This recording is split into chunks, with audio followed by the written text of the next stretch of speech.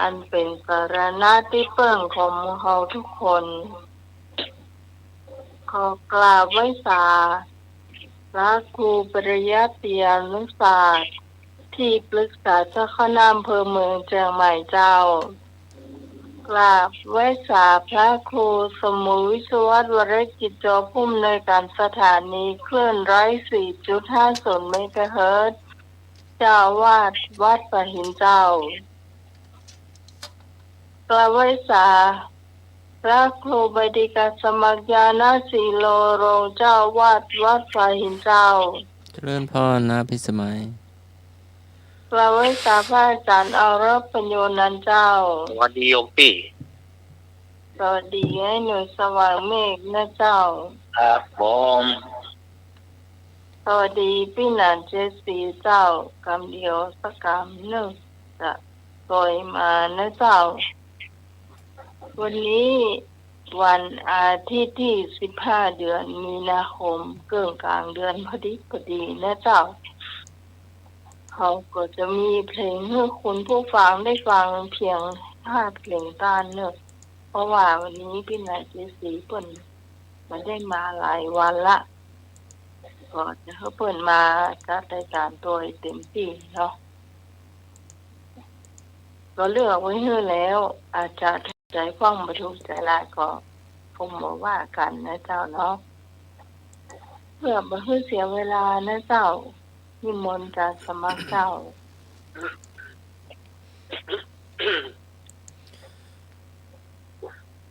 ขอกราบนอบน้อมแด่องค์สมเด็จพระสัมมาสัมพุทธเจ้าพระพุทธพระธรรมพระสงฆ์แก้วอันประเสริฐสูงสุด10 นิ้วขอกราบพระอรหันต์พระผู้ปฏิบัติดีปฏิบัติชอบพระสาวกทุกรูปด้วยความเคารพอย่างสูง10 นิ้วถวายความเคารพครูบาอาจารย์พระมหาเถรานุเถระผู้มีคุณูปการทุกรูปมีหลวงพ่อพระครูปริยัติยานุศาสตร์หลวงพ่อพระครูโกสิทธิ์หลวงพ่อพระครูสมุวิศวัตรหลวงพ่อเจ้าวาดวัดไฟหินหลวงพ่อผู้อำนวยการสถานีวิทยุพุทธศาสนาและวัฒนธรรมที่เมตตาธรรมอย่างสูงฝ่ายความเคารพอาจารย์สนิทรักษ์ครับผมครับผมนมัสการครับครับผมเจริญพรนาพิสมัยหัวหน้าพระเอกคำว่าคลายเครียดเจ้าไว้สาเจ้าเจ้าเจริญพรลุงหนุ่ยเนอะครับผมนมัสการครับผมเจ้าเจริญพรพ่ออาจารย์เจ็ดศรีดอกเตอร์พ่ออาจารย์ร่วมจัดรายการธรรมะคลายเครียดแล้วก็ท่านผู้ฟังทางบ้านทุกท่านเนอะขอเจริญพรขอกราบนอบน้อมอย่างคุณพระติตรัยรัตนผ่านแพ้วพระเจ้าเจ้าทั้ง3 ประการหมายมีพระพุทธพระธรรมพระสงฆ์อันเป็นสารณะที่เปิ่งของหมู่เฮาทั้งหลาย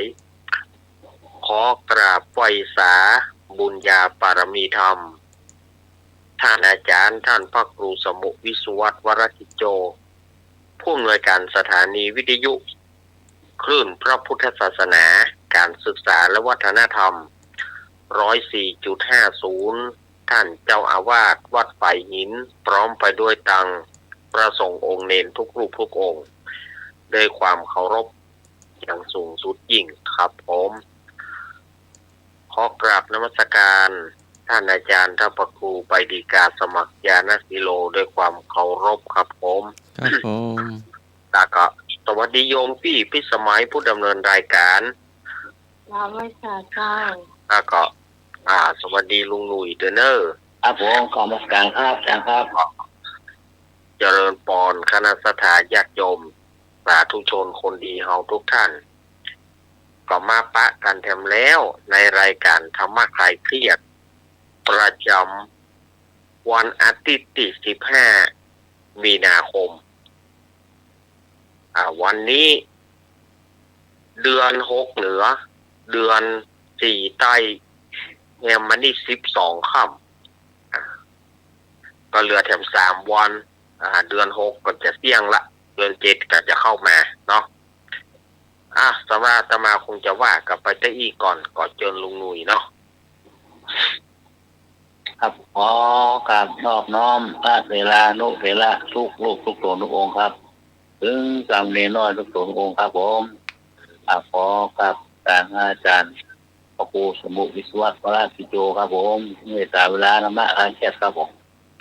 มาตรการพระครูบริการสมัครครับผม เดินพ่อนลุงหนุ่ย มาตรการอาจารย์ของเราครับผ ครั ม บยังหนุ่ยเนอร์ ที่สมัยสุริโยดรครับผมน่าธรรมะคลายเครียดนะครับผม เจ้า มาค เกิ ลาย ด เครียดทุกท่านทุกคนครับผมครับเลิกเอาเนี่ยครับเดินหัวหน้าเลยครับผม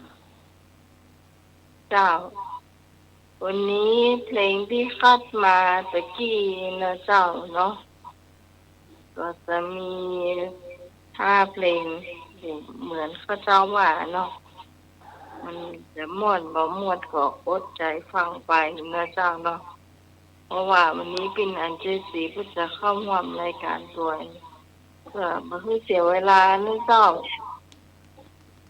เรียนแยกมาเลยเจ้า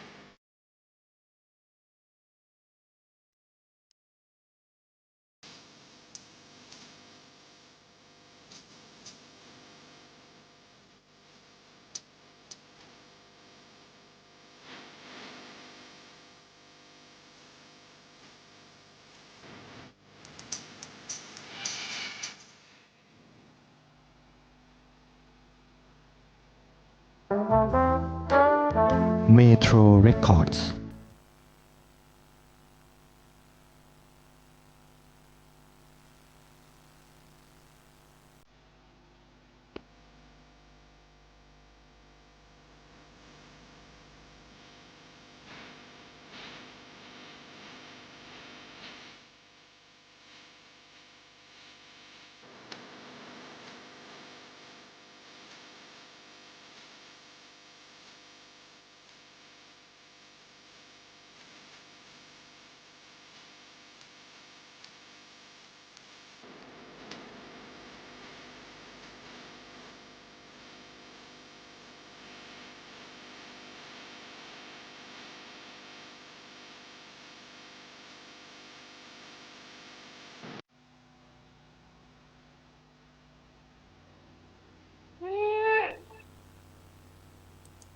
เอางำตาสุรพลเนาะ ไม่ใช่ เอายาน้ำพาลายก็ได้ปะ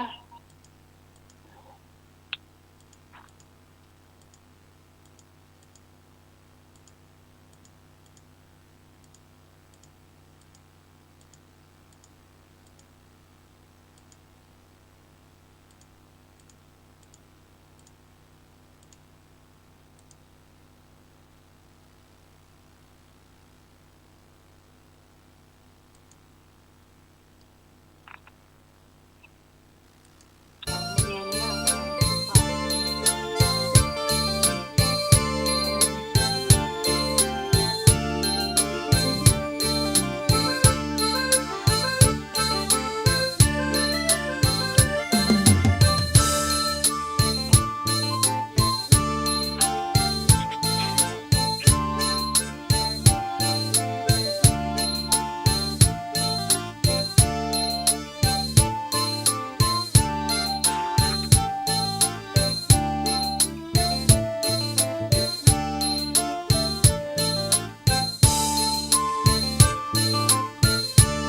เอ้าทำไมแต่เสียงเนี่ยเสียงเพลงก็ไม่ออก นี่อ่ะ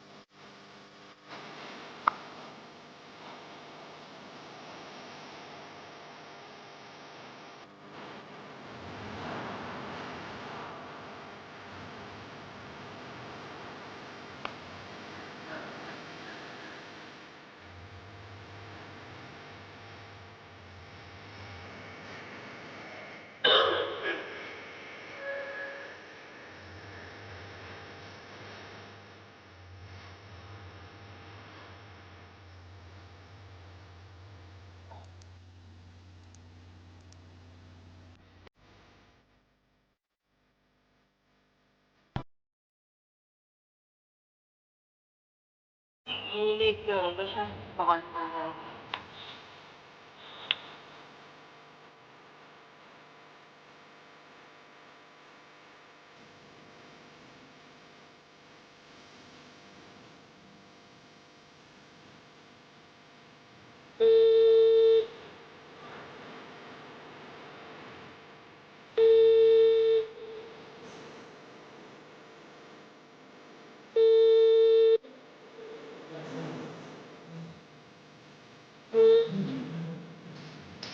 ราชการค่ะ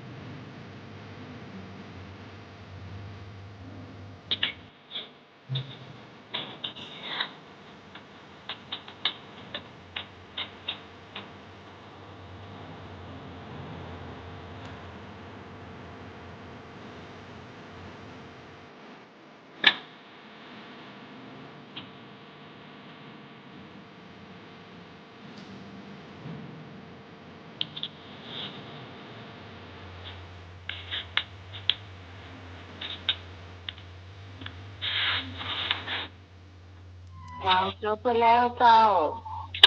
พาเพลงหลวด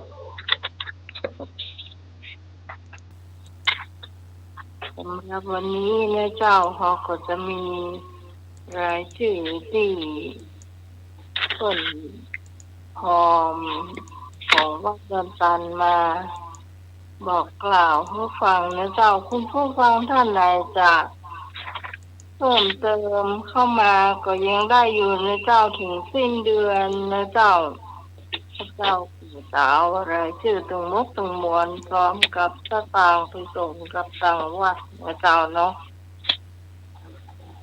โรงทานนี่ได้มาอยู่ตรงมดตรงมวลนี่กับประมาณ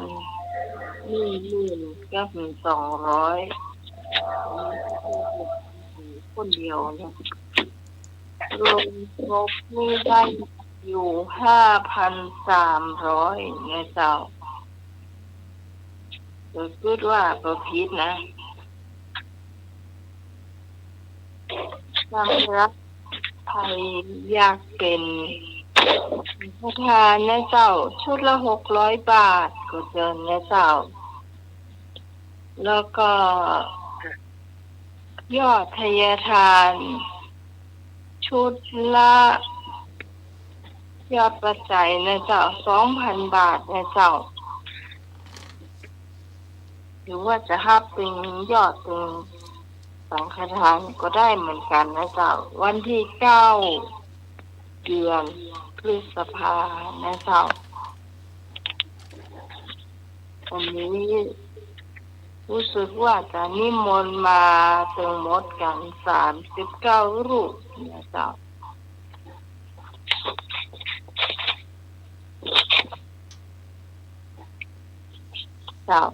ต่อไปพี่กรณ์เจ้าที่จะมีรายชื่อ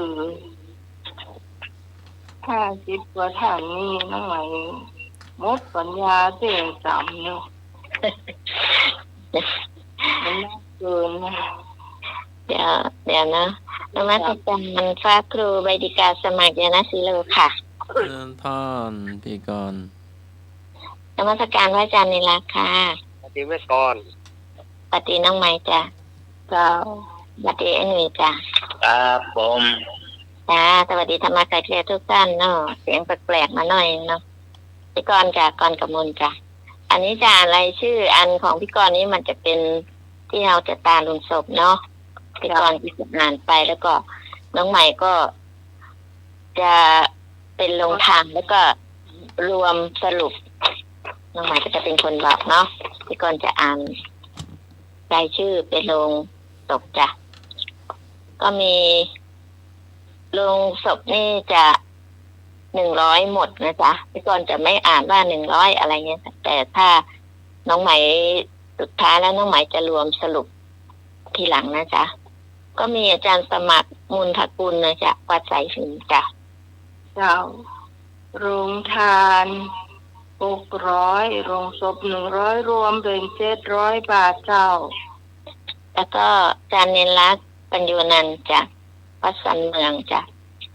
โรงศพ100โรงทาน100เป็น200เจ้า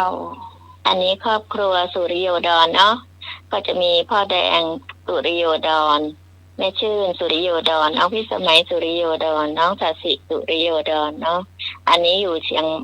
บ้านดอนตันแม่ริมเชียงใหม่จ้ะแล้วก็จะเป็นน้องณสสิหรือว่าสีน้ำอันนี้อยู่สหรัฐอเมริกานะจ๊ะแล้วก็จะมีน้องตะวันนพเกตอยู่กรุงเทพน้องนุชมุนทาอยู่ต้นพึงจ้ะแล้วก็เกียรติศักดิ์ถวันวานิชกุลต้นพึงจ้ะอันนี้โรงศพ800โรงทาน 1,000 รวมทั้งหมด 1,800 เจ้าอันนี้ครอบครัวน้องใหม่เจ้าแล้วก็คนรอเนาะบ้านสันติธรรมไอ้หนุ่ยสว่างเมฆจ้ะไอ้หนุ่ยโรงศพ100โรงทาน600รวมเป็น700 บาทเจ้าและอันนี้หนุ่มแม่ริมเนาะ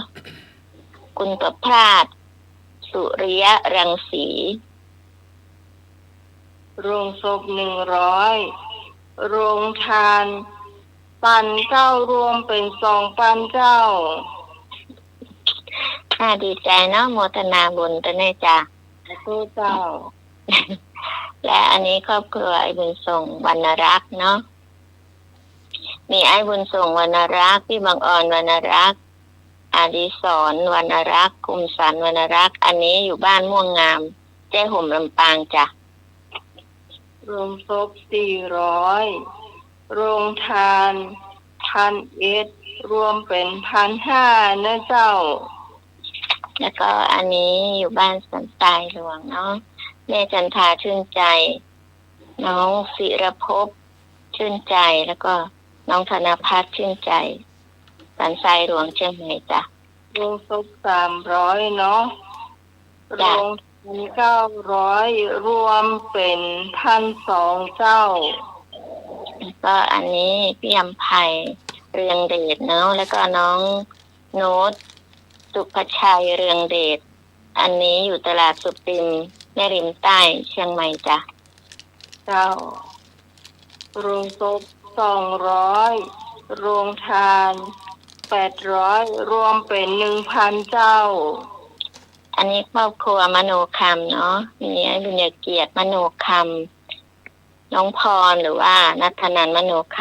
ำแล้วก็รักคณาพรมโนคำอดุลวิทย์มโนคำอันนี้อยู่บ้านป่าเศร้า อำเภอเมืองลำพูนเนาะแล้วก็จะมีญาติธรรมเนาะญาติของอน้องพรเนาะสุพนัสพยัคฆ์ชินแล้วก็พ่อเกียรติศักดิ์นิมิตศิลป์แม่คำดาวนิมิตศิลป์นางสาวเกียรติสุดาพรนิมิตศิลป์แล้วก็นายสถาพรนิมิตศิลป์อันนี้อยู่บ้านป่าเศร้าอำเภอเมืองจังหวัดลำพูนจ้ะโรงศพ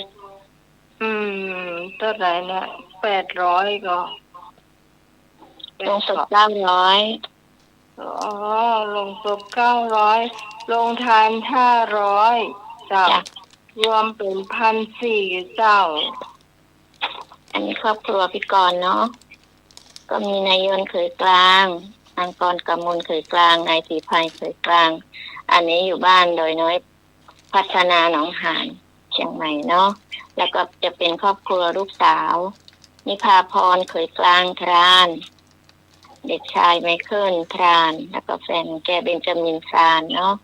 อันนี้อยู่เมืองซิดนีย์ออสเตรเลีย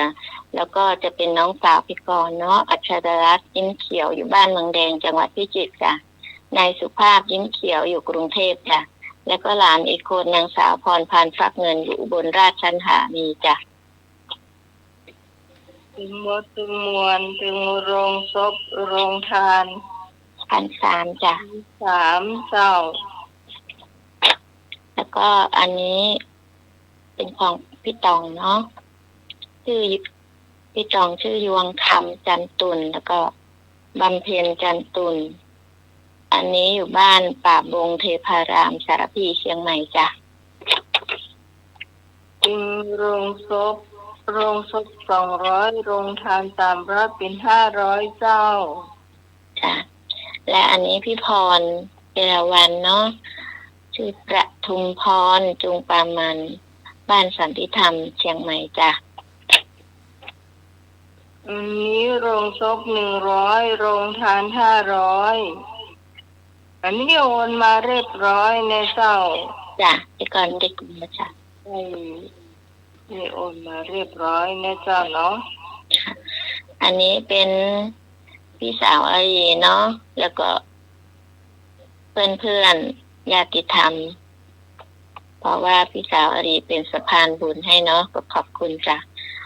อันพี่สาวอารีชื่อวันเพ็ญเชื้อคำโฟแล้วก็กำพลเชื้อคำโฟอันนี้คงจะเป็นลูกเนาะก็ไม่ได้ถามแล้วก็อันนี้พี่สมพรบุญขันแก้วแม่แดงสีน้ำเงินอันนี้ที่พี่สาวอารีเป็นสะพานบุญให้จ้ะ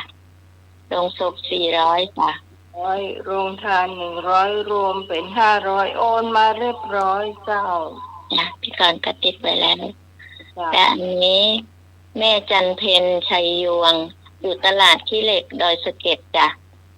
อันนี้ก็โอนมาเรียบร้อยโรงศพ100โรงทาน100เรียบร้อยเจ้าจ้ะอันนี้อยู่แม่ย่อยสันทรายเนาะแม่โสภิตาคัตติยะแม่ย่อยสันทรายจ้ะโรงศพ100โรงทาน100รวมเป็น200เจ้าอันนี้พ่อเสน่ห์แสงสินแม่ดาวแสงสินบ้านดอนตันอยู่หน้าวัดดอนตันนะเจ้าน้าเขยกับน้าสาวนะเจ้าโรงศพ200โรงทาน100รวมเป็น300นี้เรียบร้อยเจ้าเอาตังค์มาจ่ายแล้วนะเจ้าแล้วก็อันนี้เป็นพี่หนานเจ็ดสีหรือว่าพี่หนานอินสมเตพินด็อกเตอร์นะคะโรงศพ100จ้ะโรงศพ100โรงทาน1,000เจ้ารวมเป็น1,200เจ้าและอันนี้ใกล้สุดท้ายเนาะมียายบุญค้ำกันทวังแล้วก็นายนิกรกันทวังอันนี้ก็อยู่บ้านดอนตันแม่ริมเชียงใหม่จ้ะอันนี้หมวดนอกเหนืออันนี้เป็นพี่สาวของแม่นะเจ้า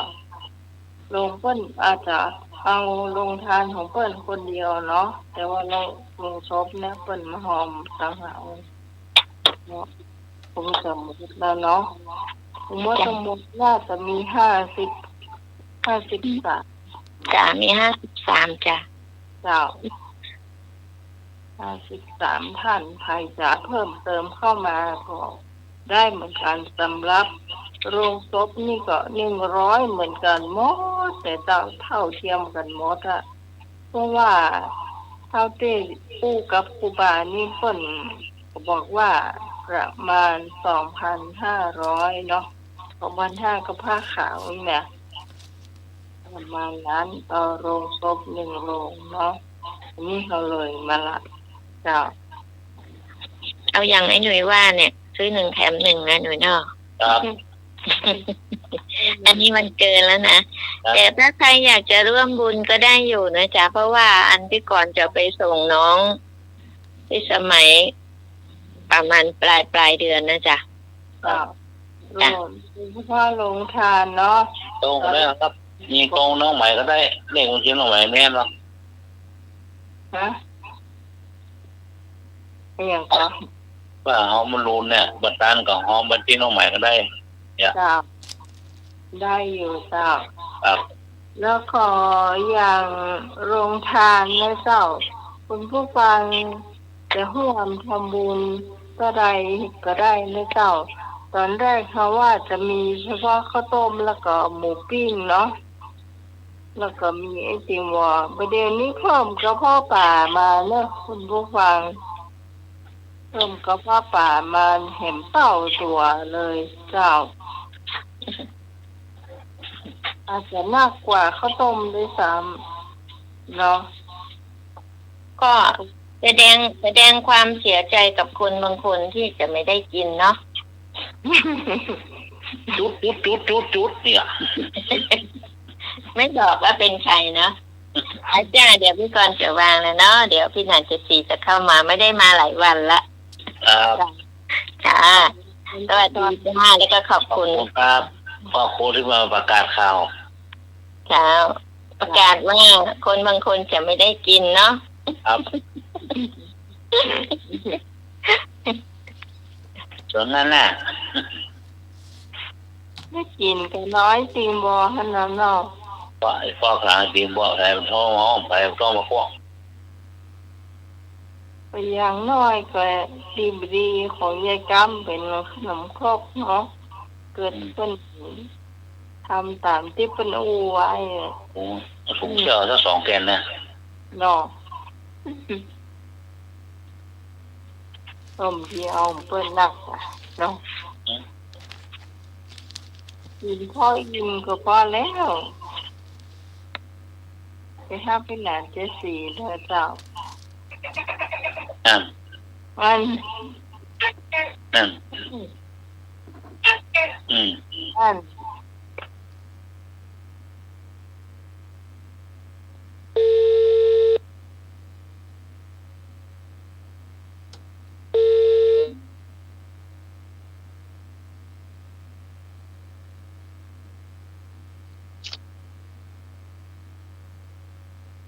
การนมัสการครับ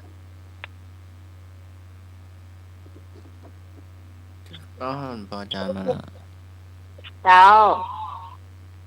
คนยิ่งให้ยิ่งได้ใจเป็นสุขคนที่ทุกข์ก็ไม่มีที่จะให้คนยิ่งมียิ่งทำสำราญใจรับรองได้เกิดชาติไหนก็ไม่เกิดในชีวิตเพราะมีทั้งดีร้ายกว่าจะตายสลับกันนั้นหลายคนดีแล้วร้ายแล้วดีมีแล้วจนเพราะบางคนทุกข์ยากอย่างมากมายตัดสู้ด้วยใจไม่ท้อแท้ไม่ยอมแพ้เพราะชั่วกลัวง่ายๆเอาชนะด้วยกำลังทั้งใจกายเพราะที่ร้ายก็จะหนีดีจะมาต้องขอกราบเทศไตรไวสาเมตตาปรมีธรรมของท่านพระครูสมุวิศวัตรวรกิจโจเจ้าอาวาสวัดไผ่หินและผู้อำนวยการนะครับสถานีวิทยุคลื่น 104.50 เมกะเฮิรตซ์นะครับกราบไหว้สาท่านอาจารย์พระครูบดิกาสมัครญาณสีโลเนอร์เชิญป้อนพ่ออาจารย์ กับไวสาสามเณรอาจารย์อารักษ์ปัญโยนันท์นะครับโอ้อะไรอ่ะแล้วก็ขอสวัสดีพี่พิสมัยสุริโยดรหัวหน้ารายการธรรมะคลายเครียดนะครับจ้าสวัสดีเจ้าครับสวัสดีครับไอ้หนุ่ยสว่างเมฆเนอะครับผมดีครับนะครับแล้วก็สวัสดีกับญาติธรรมผู้ฟังรายการตั้งขึ้น 104.50 เมกะเฮิรตซ์นะครับที่ติดตามรับฟังรายการธรรมะคลายเครียดในช่วงทุกวันเสาร์และวันอาทิตย์นะครับทั้งที่โทรมาและไม่ได้โทรมาครับวันนี้ก็ก่อนที่เราจะเข้าสู่คำถามนะครับว่าความพยายามที่ผู้สูงวัยสวซึ่งผมก็ใกล้มาทุกทีแล้วครับประมาณ2 เดือนเนี่ย2 เดือนไป3 เดือนนี้ก็จะได้เป็นสวที่เปิดแล้วนะคนบอกว่าความพยายามที่ผู้สูงวัยจะต้องทำให้ได้นะจะต้องพยายามทำให้ได้นั่นก็คือ1กินกับนักกว่ากินข้าวคุณว่าพยายามจะตักข้าวมาน้อยๆแล้วก็ใส่กับนักๆเนาะกับนี่ก็ถ้าจะเป็นผักเป็นปลานี่จะดีที่สุดเนาะแล้วก็2นักเปื้อนนักกว่านักหมอเพราะว่านักเปื้อนนักกว่านักหมอนี่มันจำเป็นมันต้องไปนักเนาะอยู่ห่างๆเอาไว้ก็ดีสำหรับหมอเลยแล้วก็3เตียวนะครับนักกว่านั่งเนอะจะไปนั่งกินข้าวแล้วนะก็พยายามที่จะเดินเสียสักหน่อยเนาะแต่ก่อนนี้คนเข้าก็ยายไม่เข้าแต่ก่อนนี้อาหารมันเหมือนสมัยนี้ลุงหนุ่ยเนาะอาหารแต่ก่อนนี้มันเหมือนที่เป็นอย่างนั้นเราต้องไปแยกการเพื่อให้ยายไม่เข้าเลยว่ายายไม่เข้าแล้วก็ต้องลูกไปแยกการที่มันสมดุลกันแต่สมัยนี้ไม่ได้ละเพราะยายไม่เข้าไม่ได้ละแล้วก็ข้อที่4อู้จาอู้เล่นกับลูกเต้าเราหลานคือนักกว่ากับเล่นมือถืออันนี้เดี๋ยวแยกหน่อยว่าเพราะมันมีลูกมันมีหลานที่เล่นแล้วเดียวอ่ะมือถือเลยเป็นเปื้อนที่สำคัญที่สุดเลยอ่ะอยู่กับเราตลอดเวลาขาดมาได้เลยอ่ะแล้วก็อย่างที่5อู้ปั่นต่อหน้าคือนักกว่าเล่นมือถืออันนี้ก็เนี่ยเนาะเมื่อเจ้ามาต่างคนต่างไปทำงานเนาะก็อยู่กับมือถือแล้วกันถ้ามันยาก2 ข้อนี่ยากมากพยายามทำให้มันได้หน่อยเนาะครับอาจารย์สมรักจะต้องทำให้ได้เพราะอาจารย์สมรักทำได้อยู่ว่าอาจารย์สมรักสอนหนังสือเนาะที่สมัยก็ต้องทำให้ได้ในสมัยเนาะมีพ่อมีแม่อยู่ท่านทำไม่ได้เราพี่หมอเตอแล้วก็อย่างก่อนครับอย่างที่6เนี่ยเพราะว่านอนที่บ้านคือนักกว่านอนในโรงยาด้วยเลยพยายามเนาะข้อนี้มันก็จะต้องว่าตามเนี้ยว่าออกกำลังไปอย่างต่างๆเนี่ยพยายามคือเขาจะพยายามนอนที่บ้านพยายามคือเป็นอย่างนักที่สุดนะคืออยู่ที่บ้านดีกว่าโรงพยาบาลผมว่าแล้วก็ข้อที่7นะครับเอวเนี่ยคือนักกว่าไปงานศพเป็นว่าเอวคือนักไปมากคือนักกว่าไปงานศพก็หมายถึงว่าถ้าเราสุขภาพร่างกายอย่างดีเนี่ยงานศพมันก็จะน้อยเนาะแต่คนปฏิบัติตามเนี่ยงานศพก็จะน้อยไปก็ไปอยู่นะครับไปอยู่ครับไปอยู่แต่ว่าเอาเท่าที่จำเป็นก็แล้วกันเนาะเอาเท่าที่สมควรจะไปก็แล้วกันที่8ดื่มน้ำเปล่าคือนักกว่าการดื่มแอลกอฮอล์อันนี้นี่น่าจะทำได้ง่ายที่สุดเราสวนะเนาะครับแล้วก็ข้อที่9ใจร่มคือมากกว่าใจร้อนรุ่มคือแปลงใจเย็นๆเนาะ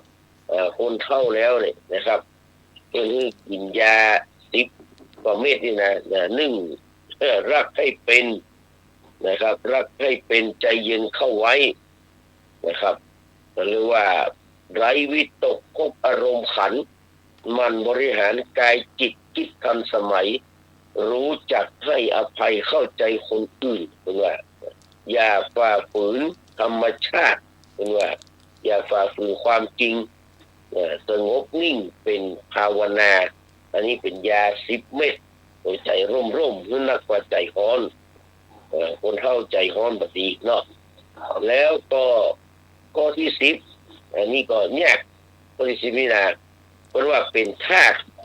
คนที่เฮาฮักเป็นพ่อแม่ก็ดีผู้ชีวิตก็ดีลูกเต้าเราหลานก็ดีคือนักกว่าการเป็นทาสนกแมวโอ้โหนี่ลำบากเนอะลำบากตั้งแต่ยังโผไม่มีลูกเหรอจะเป็นแล้วก็มีแมวตัวเนี่ยเสี่ยงไป3-4 มื้อก็จะเป็นได้เสี่ยงทั้งมันอ่ะไปไหนก็เป็นห่วงก็ตอนนี้โอ้เขาว่าคนนั้นคนนี้มันตัดแต่ตัวโคตรโอ้นักแกเนอะแอบมาแมวนี่นะไปหาหมอกันหาลูกไปหาหมอกันไปหาหมอนี่เสี่ยงก็เป็น10,000-20,000อ่ะไอ้ตัวนี้ต้องมาอยู่ที่เสี่ยงกับ8แล้วนั่นแหละกินกล้ากินกล้าว่ากล้าหิวกล้าอย่างวัดเนี่ยกินข้าววันละ5 มื้ออ่ะพี่ตากินละ5 มื้อนะสำหรับอาหารย่อยแล้วก็อาหารเม็ดนะก็วันที่มันชอบกินก็คือปลาหมึกจี้เนาะ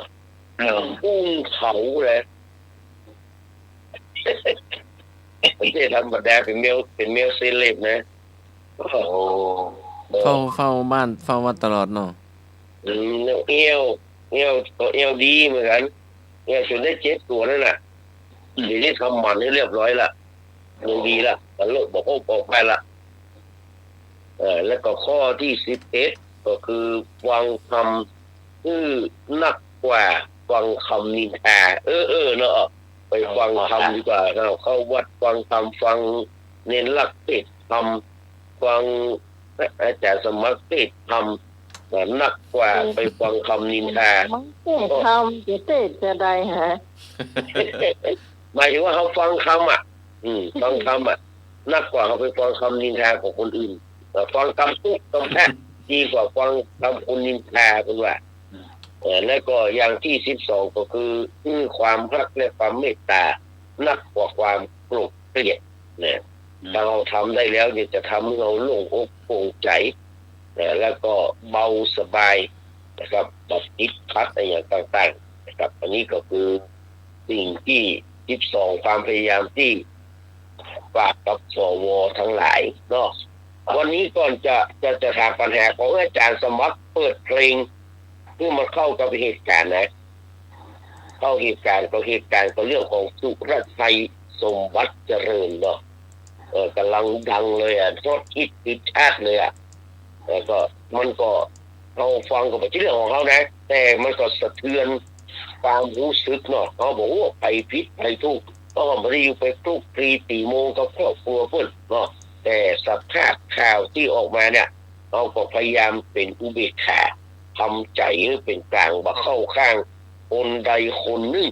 เนาะบางคนก็ไปเม้นด่าเพื่อนบางคนเน้นด่าลูกบางคนก็เม้นไปด่าพ่อไปเม้นไปด่าทางเมียโอ้อันนี้บอกเขาแค่แต่เขานั้นเราทำใจให้เป็นกลางในเรื่องนี้นะกรรมของไปกรรมของมันจะไปฮับจะไปฮับมาเพิ่มผู้ถูกเก่าผู้เพื่อนฮับแต่เป็นคนเดียวเนาะลูกว่าพ่อว่าลูกพับอกพ่อพับอกลูกเมียว่าหัวว่าเมียปล่อยเพิ่นว่ากันไปเนอะถ้าไปอ่านข่าวก็จะรู้เนาะสุรชัยสมบัติเจริญเป็นลูกคนเก่าของสุรพลเนี่ยเนาะแล้วก็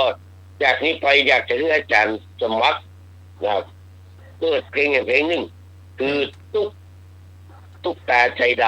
ำตุ๊กตาใจดำพี่ใหม่เคยได้ยินเนาะพี่ใหม่เนาะตุ๊กตาใจดำคืออาจารย์สมัครเปิดเพลงตุ๊กตาใจดำและจะมาถามคำถามมาถามว่าตุ๊กตาใจดำตัวเล็กตุ๊กตาใจดำหลวงปู่เราเป็น สมบัติเจริญ สุรชัยสมบัติเจริญลูกตาใจดำปี2522ละตอนนี้ศึกษาเนาะ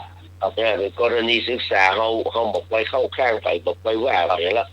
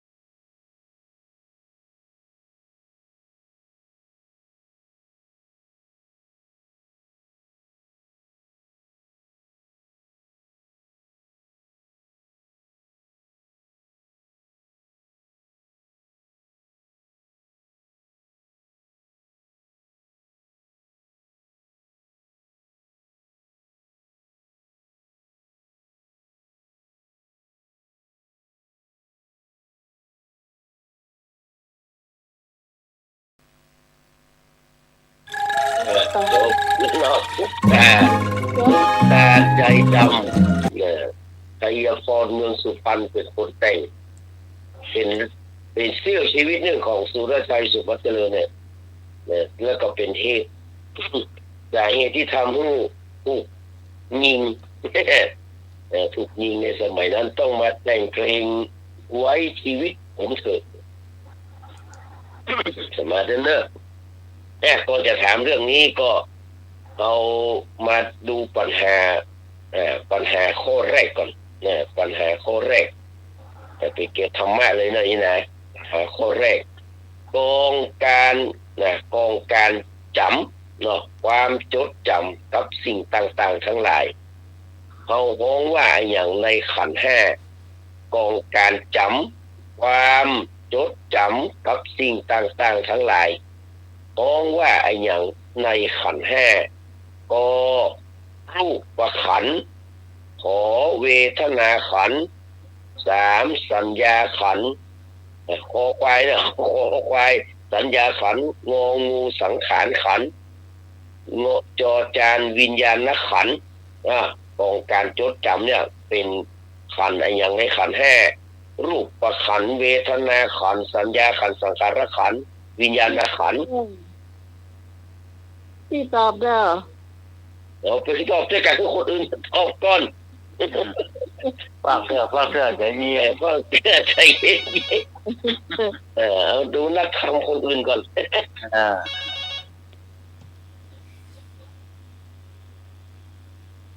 ครับผม กระภาษาพระจันทร์พระปูใบดิกาสมัครยานศิโลเจ้า เจริญพร กระภาษาพระจันทร์ในนาคเจ้าสวัสดีน้องใหม่เจ้าสวัสดีลุงเนยสวัสดีพี่นันเจ้าสีเจ้า สวัสดีครับ ครับผม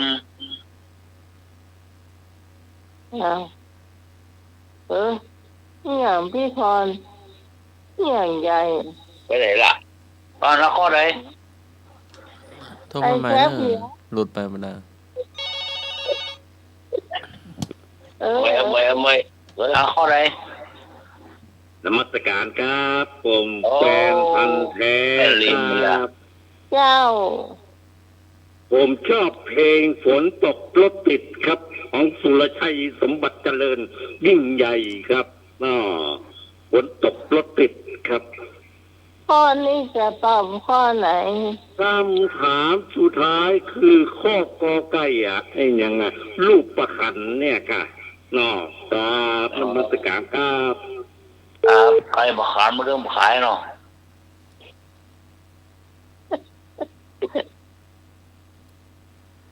พี่พรมาตอบ ตอนมา พี่พรได้ตอบเหนื่อยกี่นะ สวัสดีคำเรื่องหายเสีย ไม่ได้ตัดเป็นดีกัน ได้ครับรู้ มาพี่ ต ต อ อ บบ แหมพยาตอบแหม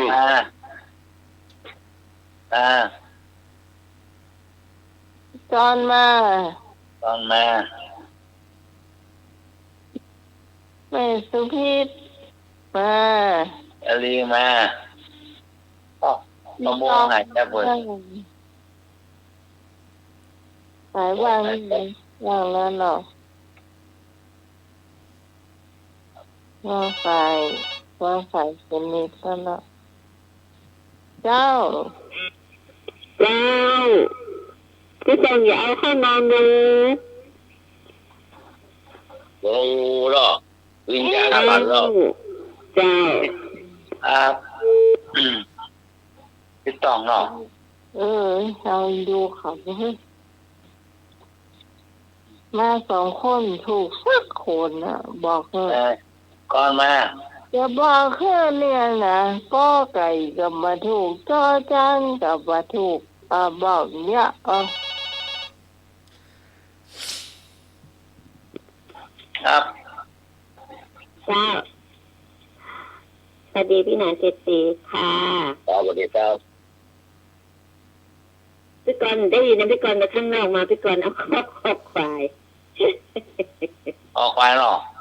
เจ้า ครับ กรณ์ดาวเอาเรือพี่กรณ์เข้ามาข้างใน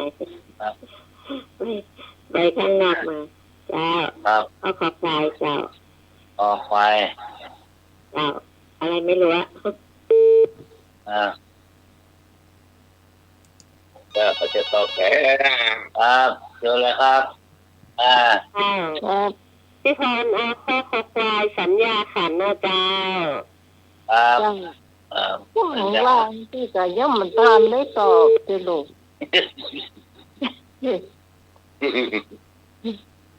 เชิญ มาอย่าตอบแหม ไปยิงมา ว่าเขาจะตอบแหมมาตอบจะเฉลยแล้วคุณเรียนรับไปเข้าไปมายังไง มาแล้ว มาแล้วเป็นไง นี่อย่าตอบข้อไหนเป็นตอบข้อไหน คอควาย คอควายแล้วเนาะ หนึ่งคนตอบทุกคนนะเนาะไม่ได้คิดเนาะ ควายก็ถูกต้องเนาะเพราะสัญญาคือความทรงจำจำได้หมายรู้ตัวรูปประพันธ์ก็คือร่างกายเขาเนี่ยธาตุทั้งสี่ดินน้ำลมไฟส่วนประกอบต่างๆส่วนเวทนาขันธ์ก็คือความรู้สึกทั้งหลายทั้งหมดทั้งมวลน่ะบอกว่าจะเป็นสุขเป็นทุกข์เป็นฮักเป็นชังเป็นโคตรเป็นเกลียดเป็นอะไรก็ตามแต่เป็นปลื้มเป็นอย่างนี้อันนี้ว่าเวทนาขันธ์ส่วนข้ององูสังขารขันธ์ก็คือเนี่ยส่วนเขาเนี่ยคือการคิดการปรุงการแต่งความรู้สึกอารมณ์ต่างๆนี่เขาเรียกว่าสังขารมาประกอบกันแล้วก็สุดท้ายวิญญาณขันธ์คือการรู้แจ้งรับรู้เนาะผ่านทางอายตนะเนี่ยตาหูจมูกลิ้นกายใจเนี่ยเรียกว่าอายตนะภายนอกเนี่ยเป็นวิญญาณขันธ์ตกลงไปแล้วต่อไปก่อนจะเข้ามาหาเพลงลบสมองหน่อยข้อใดมีความหมายไม่เข้าพวกนี่ข้อใดมีความหมายไม่เข้าพวกกอไก่ขักขีขอไข่ขชาคอควายกุญชรงองูแนกข้อใดมีความหมายไม่เข้าพวกหักขีขชากุญชรนาคอันใดมันเหมือนเพื่อนแล้วนะข้อมูข้อจุ่มเนาะมันก็จุ่มอย่างน้อยก็ต้องแปลออกก่อน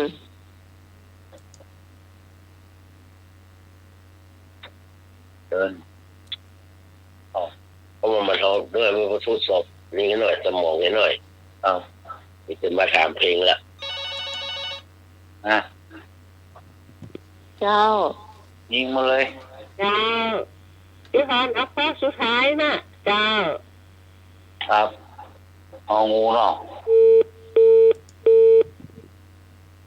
เอางูต่อมา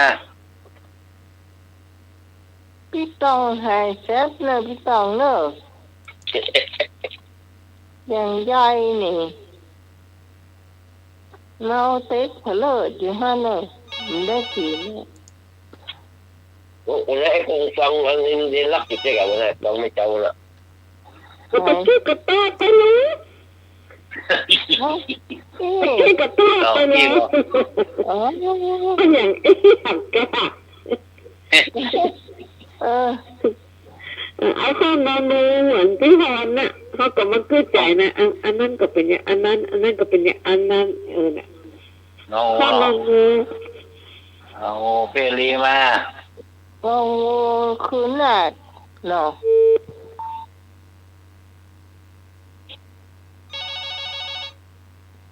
อันนั้น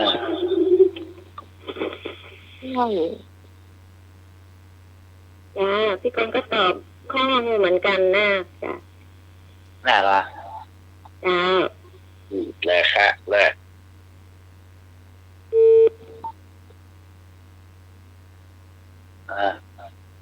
ถ้าตีความหมายตั้งแต่กอไก่ไปอันใดที่มันเหมือนเพื่อนตอบแล้วเนาะถูกต้องนาคาเพราะว่าเป็นพวกที่ไปด้วยโอกับพุ่นนี่ไปด้วยตีมันอะฮักขี่กับจ้างขชากับจ้างกุญชรกับจ้างนาคานี่เป็นงูใหญ่เนาะเป็นหน้า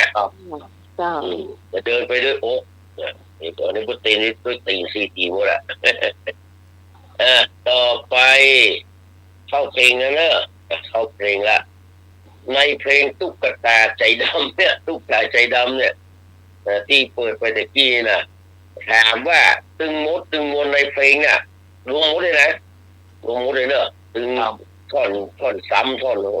นี่นะมันมีคำว่าตุ๊กตากี่คำตุ๊กตาใจดำเนี่ยเราฟังตะกี้น่ะตุ๊ก ต่อเจ้างามดังหง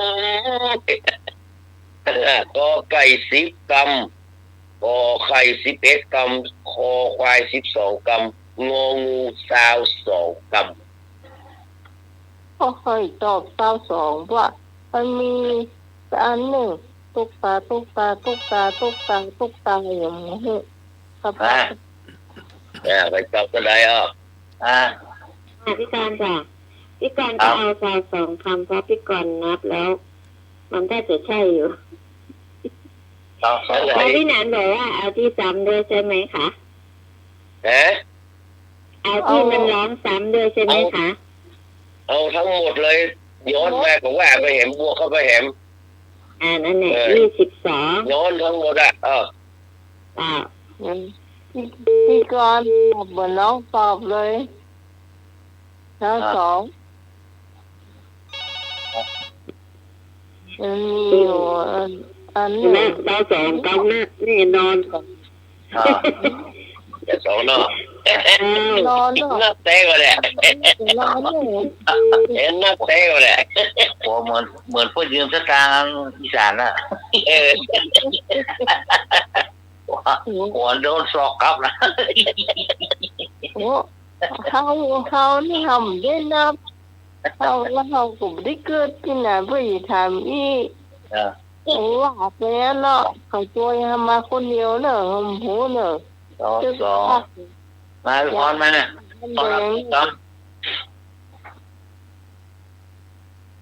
ตึกล่าก็ยาผ่านน้ำแดงเนอะ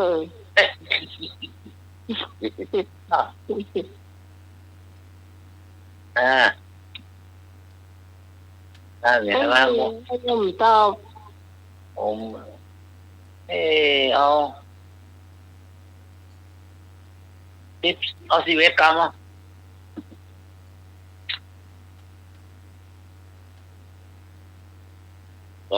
เฉลยเด้อมาฟังเด้ออันข้อแรกของมันนะตุ๊กตาเจ้างามดังหงส์ใครเห็นต้องงงหลงเจ้าเนื้อทองไม่สร้างรูปสวยทั้งรวยเงินตาพี่จึงไม่กล้าเทียบนางรักต้องจิตจางอับปางแยกทางเพราะพี่ต่ำวงอันนี้1 กำแล้วเนาะครับมาท่อน2 แหมตุ๊กตาเจ้ามาเหิน2 กำละแล้วก็ด้วยเหตุบังเอิญพ่อแม่ตุ๊กตายุยงเป็น3แล้วนะครับก็นี่แหละแล้วมาตรงท่อน3นี่ก็เนี่ย7 กำหมดตุ๊กตา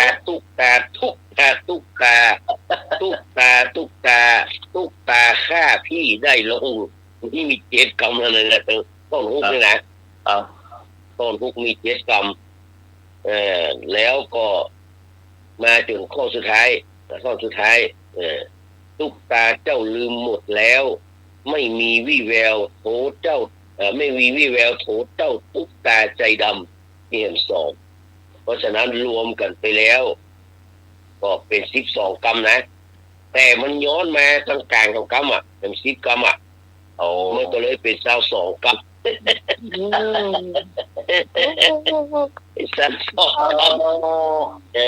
มันย้อนมาถ้าเราว่าเฉพาะแค่ในเพลงนี่ก็จะเป็นแค่12 กำแต่มันบวกย้อนมาถึงต้นฮุกไง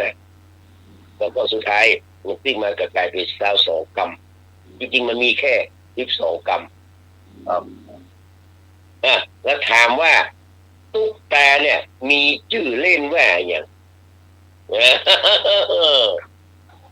ตุ๊กตาเนี่ยมีชื่อเล่นว่าอย่างตุ๊กตานี่มีชื่อแต่นะแล้วตุ๊กตาเนี่ยชื่อเล่นเป็นชื่ออย่างก็เนื้อทองขอตุ๊กขอคอควายน้องงองูตาตุ๊กตาเนี่ยมีชื่อเล่นว่าอย่างกอไก่เนื้อทองขอไข่ตุ๊กงองูน้องโจคอควายน้องงองูตา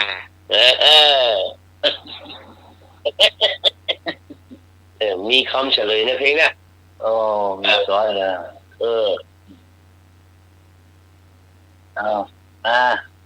ดาว เหยียดเราว่าเนื้อทอง เนื้อทองไอ้ตาอย่างอื่นแหมหัวตุ๊กอันนี้เอาเนื้อทอง เนื้อทองเหรอ เอาเนื้อทอง ครับเอาเนื้อแดงเหรอ เนื้อทองมันแปลงหรอกแปดมือไปเราไปถูกแกนไม่ได้ละครับไปแหมอยากจะรู้ว่าตุ๊กตามีชื่อเล่นว่าอย่าง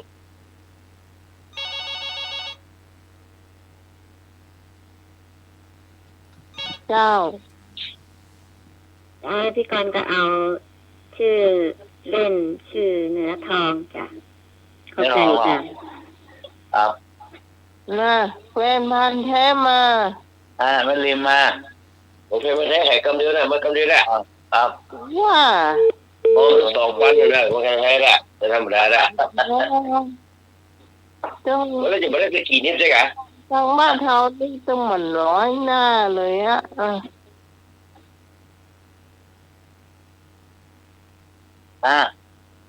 เอานี่ แม่มา เอาหัวปีกแต่นะตึงพี่หนังเจสีตึงกระเพาะปลาตึงข้าวต้มไม่ใช่ข้าวต้มที่เดียวก็กินกันแล้วกัน ที่อยากให้ข้าวต้มปลา ไม่ใช่อันนี้มันเป็นปูอัดเป็นกุ้งเป็นไข่เป็นหมูกรอบ เขาได้ต้มเขาได้ต้มข้าวต้มปลาแล้วมันที่เขาทำมัน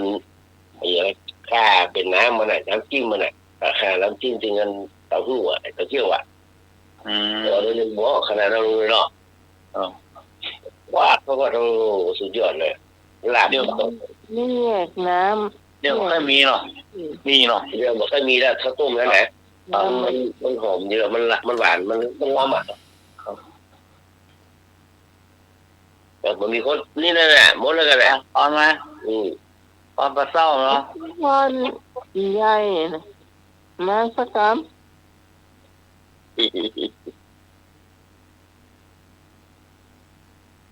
มันมีคำเฉลยด้วยนะคำเฉลยอยู่ที่ท่อนที่ 2นะเนี่ยฟังนะตุ๊กตาเจ้ามาเริญด้วยเหตุบังเอิญพ่อแม่ตุ๊กตายุกยงนักร้องอย่างพี่มันต่ำถูกย้ำไปถึงเผ่าพงตุ๊กเจ้าเป็นหงส์สิงกาตะวงให้ครวนเก็บยางเพราะฉะนั้นคำที่ถูกคือตุ๊กลุงหนุ่ยถูกเลยตุ๊กตุ๊กแต่นี่ชื่อเล่นชื่อตุ๊กตุ๊กเจ้าเป็นหงส์เลยเหรอความหมายมันจะดีเลยนะตุ๊กเอาคนผมเนี่ยที่ทำเมื่อสุรชัยสมบัติเจริญโดนยิงเนี่ยเพราะว่าก็ญาติพี่น้องเพิ่นปงไปเอาลูกไปไหว้ยี่นะแค่ละไหว้ยี่ละต่อไปเป็นข้อรองสุดท้ายกันแล้วกันเนาะเพราะว่าทีนี้เราจะได้เล่านิทานครับมาดูเนอะโคตรเนาะโคตรคำว่าโคตรนี่อยู่ในมวลแห่เนี่ยแต่เกี่ยวกับคำแม่นะโคตรมีความหมายใกล้เคียงกับคำว่าอย่างนักที่สุดเนอะใกล้เคียงกับคำว่าอย่างนักที่สุดคำว่าโคตรเนี่ยอย่างใดใกล้เคียงที่สุดสำหรับโคตรมันใกล้เคียงหมดแหละแต่ว่ามันอาจจะใกล้เคียงแห้งหน่อยเนาะขอไก่ร้องไห้เนาะขอไก่ใจสั่นขอควายไม่ชอบงองูเศร้าหมองโคตรใกล้เคียงกับคำว่าอย่างนักที่สุดร้องไห้ใจสั่นบ่ชอบเศร้าหมอง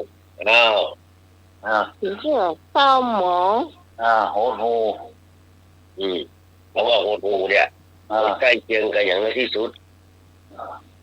พี่จะเอางองู งองูเขาจะเอาอย่างนั้นมาใกล้เคียงที่สุดโอ้โ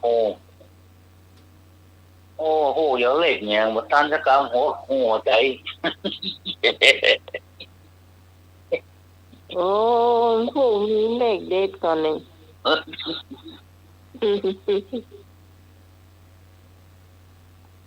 ที่น้องจะมาได้ รับกับมือเลยนะ โอ้โหมา ตอนที่ออกเอ้ยได้อู้สันตะกับอู้ พี่ น้อย กรณ์เอาเศร้ามองจ้ะ เอาเศร้ามองไอ้หนุ่ยจะเศร้ามองจ้ะ เศร้าหมองเหรอโอ้โหเศร้าหมอง ตาลกล้วยจ้ะตาลกล้วย ตอนมา โอ้พี่เงินอย่างใหญ่นั่น พี่พรมา2 รอบดับปิ้งไปละเอาเศร้าหมองนะ เศร้าหมองเหรอ เจ้า โอ้โห ครับพ่อพี่พ่อมากกัน เศร้าหมอง จางสมัครเอาข้อไหนปริญญาโทแล้วมาตอบหน่อย หน้าด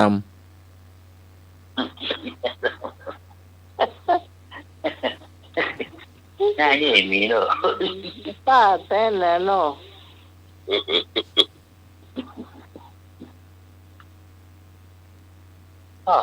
ก็เลยเนาะ ครับ ถูกต้องเต้าหมอง เศร้าหมอง โอ้ครูมาถึงเข้าให้เนาะ ครับ ถึงกับใจสั่นเนาะถึงกับมาชอบเนาะแต่ว่ามันเศร้าหมองใกล้เคียงที่สุดเนาะต่อไปข้อสุดท้ายคำใดไม่ใช่คำแสดงอุปมาคำใดไม่ใช่คำแสดงอุปมาก็เปรียบเทียบเนี่ยนะครับขอไก่เหมือนขอไก่ดุจขอควายประหนึ่งงองูคือข้อใดไม่ใช่คำแสดงอุปมาเหมือนดุจประหนึ่งคือเหมือนดุจประหนึ่งคือคำใดที่ไม่ใช่อุปมา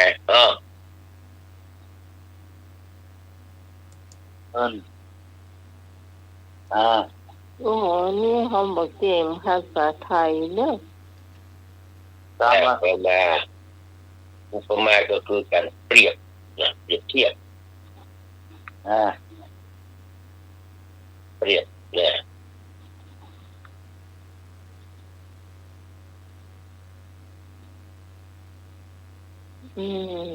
คืองามราวนางฟ้าเนี่ยเขาเรียกว่าอุปมาคำว่าเหมือนคำใดที่ปัจจัยคือคำใดเอาเหมือนใครจะต้องแฮมมาเจอแล้วครับกอไก่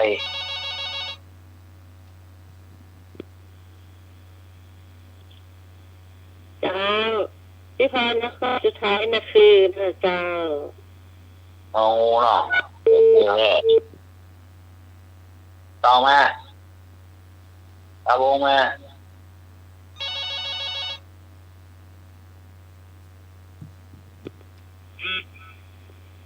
เอากอไ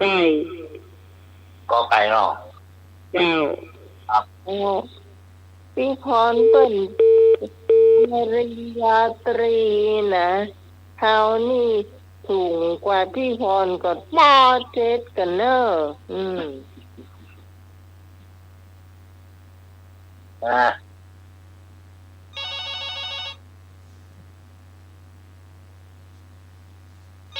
อุปมาจ้าพี่กรณ์เอาคำว่าคือกันแล้วกันจ้ะไม่รู้ข้อไหนพี่กรณ์นี่ก็เก่งภาษาไทยไม่เก่งเพราะเรียนแค่ป.4จ้ะ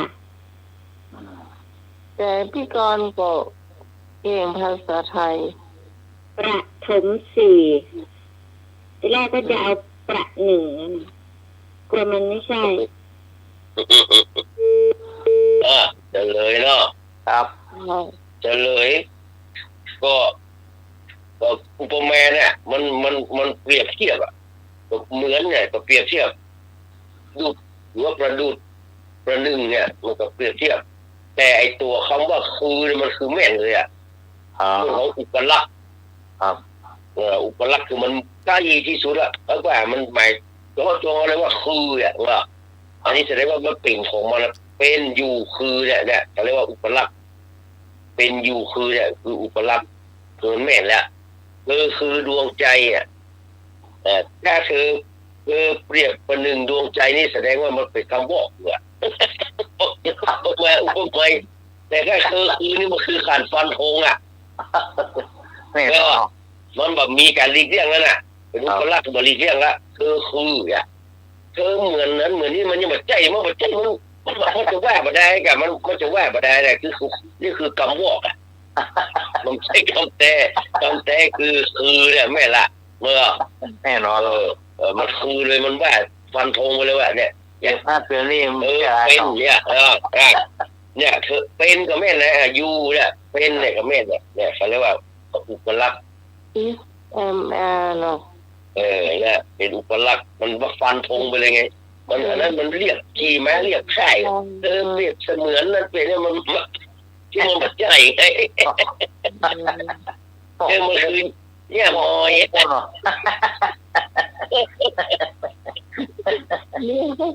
โยนนะของพี่เตแล้วหายไปไหนแล้วขอเพลงสเตแล้วก็หันปลามีแต่ละไปกดนี่มีอยู่มันมีหลายชุดห้องหมูไปห้องหมดสวัสดิ์นั้นเรียกว่าไปคนห้องห้องหมูไงมันมีหลายสเตแล้วมันห้องหมูสเตถ้าฟังมันก็จะเหมือนกันทุกอย่างเลยบอกว่าอันใดเป็นสเตกันแน่ก็เลยบอกเปิดสักครั้งเปิดเพลงที่อันอื่นเนี่ยวันนี้ก็พอหอมปากหอมคอเนาะวันเสาร์หน้าติดหน้าแค่บัดติดไหนเนาะแต่มันได้ใจว่ามันมีงานโปรยหลวงไงดูกันเนอะโปรยหลวงของถ้าเรามีปัญหาโปรยหลวงของวัดอันนี้เหรอที่21ของวัดตังเขียนเนาะตังเขียนนี่เป็นเนี่ยที่เป็นเนี่ยวันที่23-24ไม่ก่อนอีกเมื่อคืนนะได้มาจับอยู่เพราะว่าเป็นงานของไม่เจ้านั่นแหละเป็นงานไม่เจ้าก็ขอบคุณทุกคนทุกท่านเนอะที่ติดตามรับฟังรายการธรรมะคลายเครียดนะครับผมก็พยายามจะได้ปิกมานะครับจัดรายการที่มันครบตามวันที่นะครับมันแบบเลิกงานแต่ตัวนี้ก็ยังอยู่ที่วัดสวนดอกเราวัดสวนดอกเราจะค้างแห่งวันอยู่แล้วเพื่อสมโภชอาคารปฏิบัติธรรมของพระสุมาณเถระเจ้าอาวาสองค์แรกนะครับของวัดสวนดอกนะครับพญาคือนาเพิ่นเป็นคนสร้างนะครับ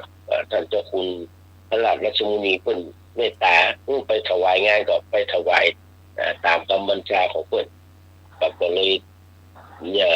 ไม่ได้มาจัดสักกรรมแต่ว่ามาถึงก็ค่ำมืดเหมือนกันนะครับวันนี้ก็ขอนำรายการนะครับจากทุกคนทุกท่านไปก่อนนะครับกราบนมัสการขอบพระคุณท่านพระครูสมุวิศววรกิจโจนะครับท่านเจ้าอาวาสและผู้อำนวยการสถานีขอบพระคุณท่านอาจารย์กับพระครูบดิกาสมัครยานศิโลนะครับเชิญพ่ออาจารย์ขอบพระคุณท่านอาจารย์สามเณรเอารักปัญโยนันเนอร์สวัสดีแมนแล้วก็ขอบคุณพี่พิสมัยสุริโยดรหัวหน้ารายการธรรมะคลายเครียดขอบคุณลุงลุยสว่างเมฆเนอะผมเลยครับนะครับอยากที่ทำทุกคนทุกท่านนะครับแต่ว่าพี่กรณ์พี่พรพี่ต้องหลายคนเป็นพันแท้เนาะได้ทำหลายผู้หลายท่านที่ติดตามรับฟังรายการมีคนฟังนะครับแต่ว่าเพื่อนบัตรโทรมาบ่ได้กับก็ขอให้มีความสุขกายสบายใจเนอะทุกคนทุกท่าน กราบนมัสการขอบพระคุณและกราบสวัสดีครับผม ต้องขอบคุณพี่นันเจสีดอกเตอร์นะเจ้า ครับ ที่มาช่วยรายการให้มีสีสันนะเจ้าเพื่อความรู้กับคุณผู้ฟังเป็นอย่างนักเลยเราก็ไม่รู้จะตอบแทนจะได้เนาะแต่ละคนที่มาช่วยในรายการนี่มันมีสตุ้งสตางค์ให้สักอย่างเยื่อใจฮักนะเจ้าตั้งแต่ข้าเจ้าแล้วก็อาจารย์สมาร์ทเนาะสำเร็จเอารักแล้วก็ไอ้หนึ่งมากี่ปีละแต่มาแค่มีเงินเดือนนะเจ้าคุณผู้ฟังจะพิจารณามีเงินเดือนเนี่ยมันมีเจ้าทำมาช่วยคุณผู้ฟังให้มีความสุขบ้านนะครับ งานบุญหรอ เจ้า ทำบุญน่ะสร้างบุญไว้หรอสร้างบุญคนบนไว้ พอเนาะเหมือนเสียเวลาเพื่อพระอาจารย์เอารักพระเจ้า ครับบุญครับผม ทานเจ้า ครับ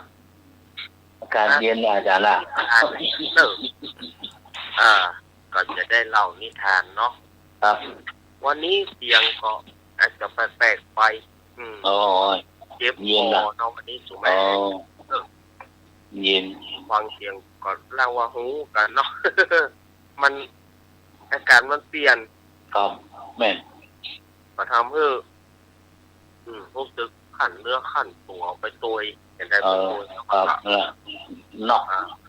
ก็ให้ม่วนใดก็มาไปเนิ่นแต่ก็แม้ยุคนะรายการของเขาก็ละมาได้เนาะเอาละก็จะได้มาเล่านิทาน เป็นนิทานตลกโปกแฮนะวันนี้ จะมาก็เล่าไปนางขึ้นสีขาวนี่ก็2 คนนั่นเนาะก็วันนี้ก็เอามันลืมแถมนะเผื่อว่าสถานญาติโยมที่คนฟังรายการธรรมะคลายเครียดในช่วงที่แล้วมาเพิ่นอาจจะไม่ได้ฟังแต่เขาก็เอามาลืมกันวันนี้จะเอาในเรื่องไอ้ตาใสนะไอ้ตาใสหรือว่าคนตาบอดน้ำใสนี่นะบางคนถามว่าคนตาบอดน้ำใสลักษณะจะได้ท่านอาจารย์ก็คือเหมือนกับตาเปิ้นดีแต่เปิ้นบ่หันถ้าในตามภาษาหมอภาษาวิทยาศาสตร์เปิ้นบอกว่าประสาทตาเสื่อมคนแต่ก่อนว่าตาบอดน้ำใสเพราะว่าในตาใสแจ๋วแต่ว่าเปิ้นบ่หันอันนี้ก็เอามาอู้กับสถานญาติโยมเอาวันนี้เนี่ยเรื่องไอ้ตาใสเนี่ยเรื่องมันก็คล้ายๆกับของตุ้ลุงทองเหมือนกันมันก็ละไม้คล้ายคลึงเหมือนกันแต่อันนี้เรื่องนี้อาตมาก็เอามาจากอาจารย์ยอดอาจารย์ปรีชาเรืองเดชคนเล่าให้ฟังแล้วก็อาตมาก็เก็บมาอ่านว่ามันคล้ายๆกับเรื่องของตุ้ลุงทองเหมือนกันอาตมาก็เอามาเล่าเรื่องก็คือเรื่องคนตาบอดมีปัญญานั่นนะ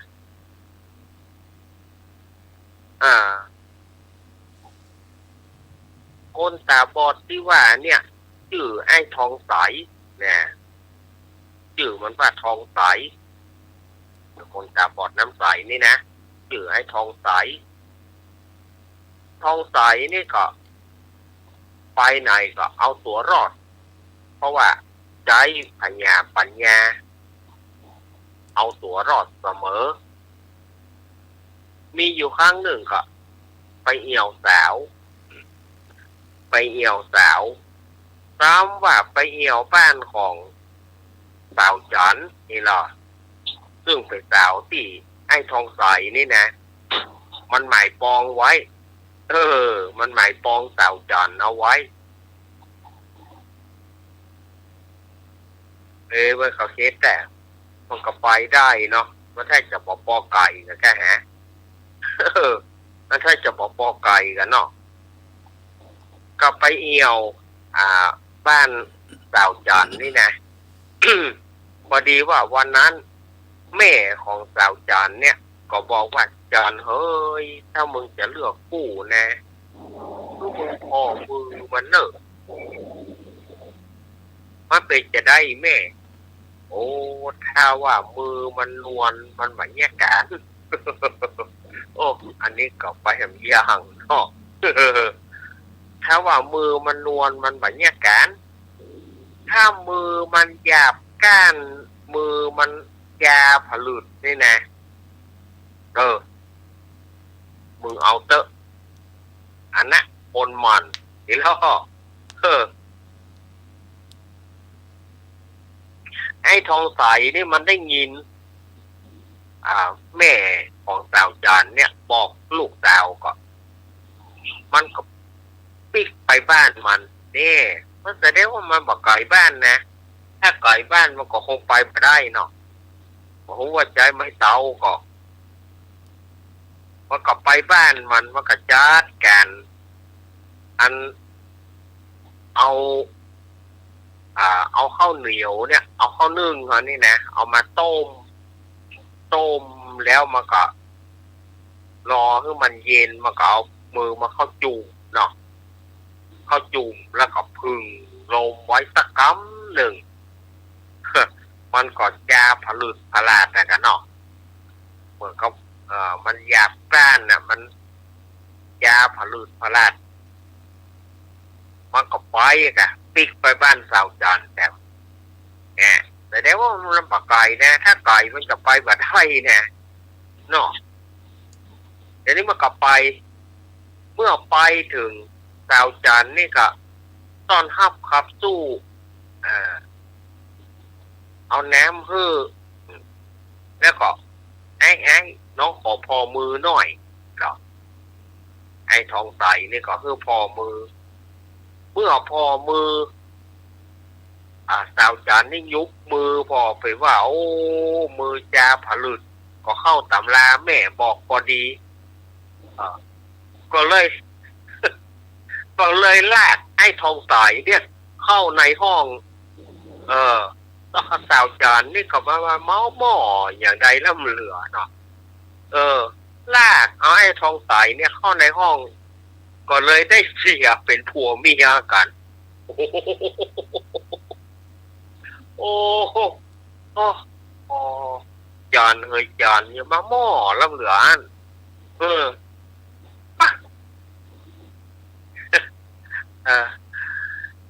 ไอ้ทองใสนี่ก็เลยได้เมียคืนนั้นนะกะได้เมียกับปัญญาของมันนั่นนะกับมือมันแก่ก็เลยได้เมียถึงวันพูกมะเจ้าเคยใหม่จะต้องไปแหกแน่แล้วลูกเคยใหม่จะต้องไปไถแน่ละไอ้ทองใสนี่ก็จัดการเอาควายเทียมเอกมันแจ้งนะเนาะเอาควายเทียมเอกเทียมไถแล้วก็ไปมันก็เอาควายว่าควายก็เอามันว่าเนาะเอาควายหาหอนแต่อู้บ่ได้โค้งบ่หอนอู้ได้อันมาลายนี้ก็ลายนี้ก็กรอบป่ะเนาะควายก็บ่ฮู้ว่ามันเจ้ามันจะปาไปไหนต่างคนต่างไปกันนะคะควายก็ไปคนก็ไปกับไถนะก็ไถแดะละกำนั่นนะเพราะมันบาหารโลกดึงของเปิ่นของตัวไถไปแดะไถตึงของเปิ่นของตัวบ่ฮู้คันนาคันเนยอย่างเกินไปหมดโอ้สาวจันนี่ก็เอาเข้าไปส่งให้ผัว เอาเข้าไปส่งคือผัวเอาเข้าไปส่งคือไอ้ทองใสนี่นะพอเอาเข้าไปส่งก็ไอ้อย่างหันโคตรเต้าของเปิ่นของตัวบาเลิกเบิกเบอไถของเปิ่นไปดะก็เลยถามมันว่าโอ้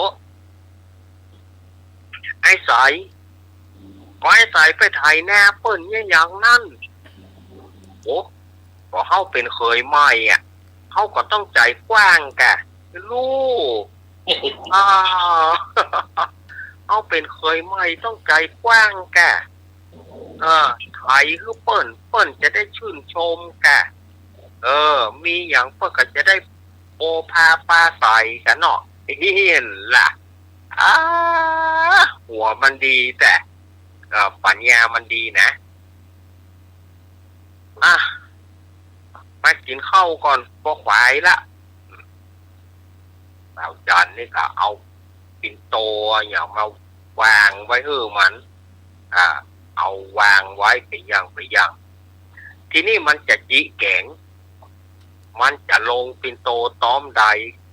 ก็กลัวมันบาถูกขั้นจะงมหาก็กลัวเมียมันด่าหัว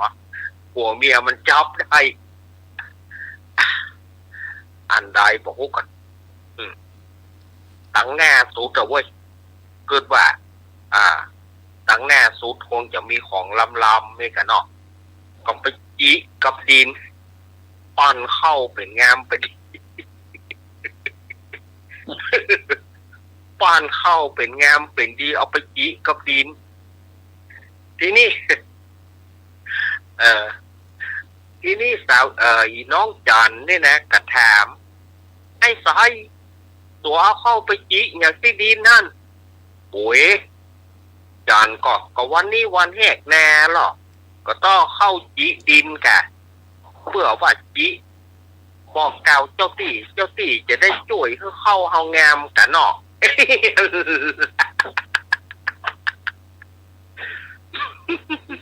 โอ้โหปัญญามันนี่เลิศแต่เนาะทีนี้มาก็นายบอกว่าเว้ยหันมันจะงมแหมากลัวเมียมันจับได้นะเพราะว่ามันก็มีน้ำพริกแกอย่างแกเนาะทีนี้มันก็ไปจีแกงนะมันก็ไปจีกระถ้วยน้ำพริกนั่นนะมัน จะจีอันใดมาก็กลัวปะทุกจะทำเงงาก็กลัวเมียมันจับมันได้มากะจีกันน้ำพริกกันนะทีนี้อีน้องจันเนี่ยเขาบอกว่าไอ้สายก็คงกินมีปลาเลอะปลาเตอตัวเนี้ยมากินแล้วไปจีกินอย่างน้ำพริกท่านแต่น้ำพริกฝีมือสูนี่เลิศเหมาะเฮ้ยจันเฮ้ยปัดอันอย่างอื่นนี่ข้าว่าบาลับการน้ำพริก แต่เป็นว่ามันอีกถูกมันไปลงถ้วยน้ำพริกอ่ะ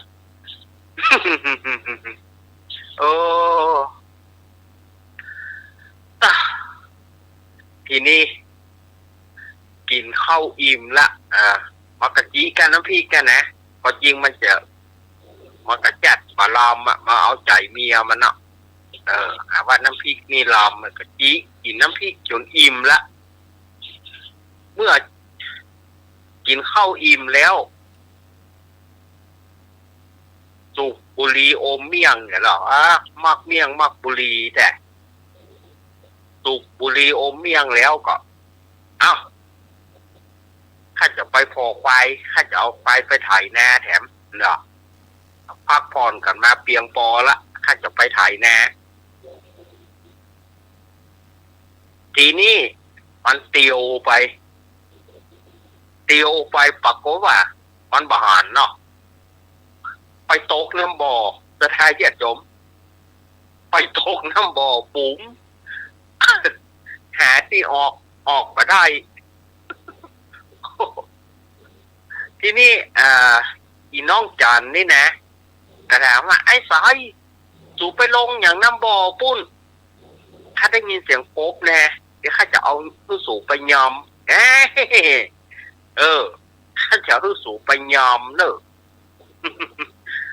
แต่งมไปงมมาเนาะขึ้นมาเอกน้องจันนี่ก็เอาไม้ไต่ตามไม้นี่ไต่ตามไม้ซ้ำว่าไต่ตามไม้เพื่อเอามาเอาไก่ปากน้ำบ่อนะพอขึ้นปากก็ว่าไปลวดขึ้นบนต้นไม้ลวดขึ้นบนต้นไม้ปุ๊บไอ้สายก็สูไปขึ้นอย่างต้นไม้ปุ๊บเนาะว่าข้าพอหาควายนะกลัวมันไปลักกินข้าวปุ๊บนะ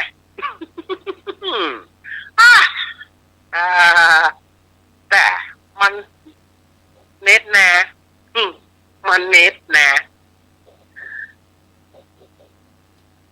เอาควายมันก็มีทหารนะลงมามันก็ลงแถมเมื่อลงแล้วปากก็ว่าลงน้ำบ่อแถมใหม่ลงน้ำบ่อแถมบุ๋มก็สู่ลงไปอย่างปุ้นกบตัวนี้นะถ้าจะเอาให้ได้ละนี่แล้ว มันลงนะมันไม่ยอมห้ามปะเนาะถ้าจะเอาให้ได้นะกบตัวนี้นะก็จนเวลาพอข้ามจะได้ญาติโยมมันเข้าออกน้ำบ่อนั่นนะจบพอข้ามโอ้ปอปัดถ้าเอากบเอาเขียดเนี่ยนะให้ใส่เฮ้ยเมื่อข้ามแล้วประเดี๋ยวนี่ข้ามล่ะโอ้วันนี้ก็กับกบแห่ปลาแห่กินเนี่ยนี่ปดทำแห่มาได้ขายแน่ซักอ้อมก็กับกบแห่นี่เอ๋หรอขอให้ยับได้ก็เนอะไอ้ไปยอมหยอกเอ๋หรอมันบะจ้างออกทางใดนะมันบะจ้างหนีทางออกทางใดนะมันก็ลบไปข้ามแล้วปีกบ้านอีกทีนี้มันปีกบ้านมันจะเอาควายจากกล่อมจะกล่อมเชือกควายทีนี้ก็เปียได้ปลายผมเมียมันหวังว่าเชือกควายเชือกควายนี่อย่างสั้น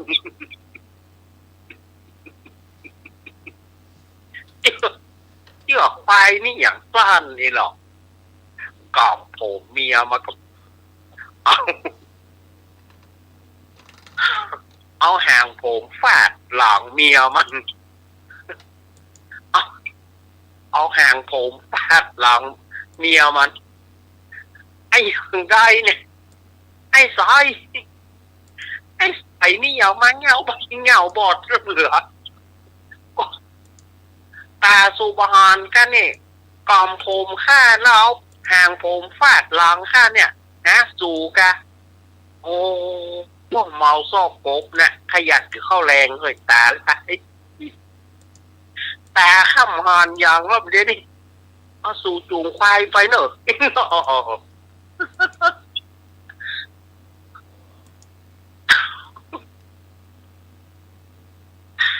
แต่ปัญญามันแต่ไอ้ทองใสนี่นะหาว่าอันตามันลายแต่มันหมอนหาว่าตามันลายกับกบนะไปโตดกบตัวนั้นถ้ามันมีอยู่ไม่ว่าอย่าได้ฮะหาไปหูเรื่องหูราวยังอีหนอไม่ว่าอีหนอก็หาไปหูเรื่องหูราวยังถ้ามันกบตัวนั้นมีแต่นะมันก็อย่าว่าอีอะกันเนาะเนี่ยมันจูงไปเมินเข้ากับป้ามันก็ยังว่านะเมียมันก็เริ่มจะจับได้เมื่อกี้เมียมันจำหนีล้ำเหลือกันหนีไปใส่ไปไปก็ไปไก่หรอ โจโลเขาจะลงคันไดพอดีเดี๋ยวผ้าตองมันนั่นนะผ้าขาวม้าผ้าตองมันนะผ้ามัดเอวมันนะไปกองกับเล็กโกนเล็กโกนแม่คันไดว่าป่วยข้าละจานเฮ้ยจางข้าก่อนป่วยข้ากับไปจักข้าไว้หยังจางข้าไว้กับถ้าจักข้าไว้ข้าอย่าไปละดีหรอเข้าเมียมาเอ็นดูก็เลยจำเป็นได้เอาเข้าไปเนี่ยใดมาเนาะหยาบกัดไปกันเนาะอันนี้ก็เป็นเรื่องตลกโปกแฮเนอะสดาญาติโยมมันก่อนละไม้คล้ายคลึงกับของตุ้ลุงทองเหมือนกันนะเรื่องปัญญามันก็ดีนะปัญญาของมันก็เข้าท่าดีเหมือนกันนะขนาดเข้าจีดินมาหาว่าวันนี้วันแหกนะต้องจีเจ้าตีเลย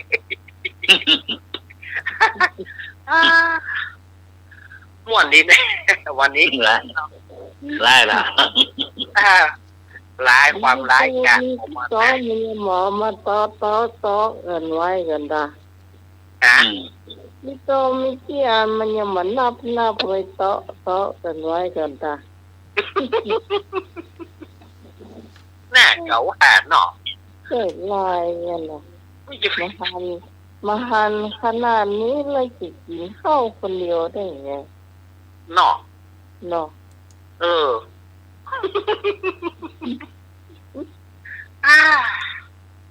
เอาแล้วเด้อจะได้อย่ายกต่อไปกับฟังรายการของเราต่อไปเนาะ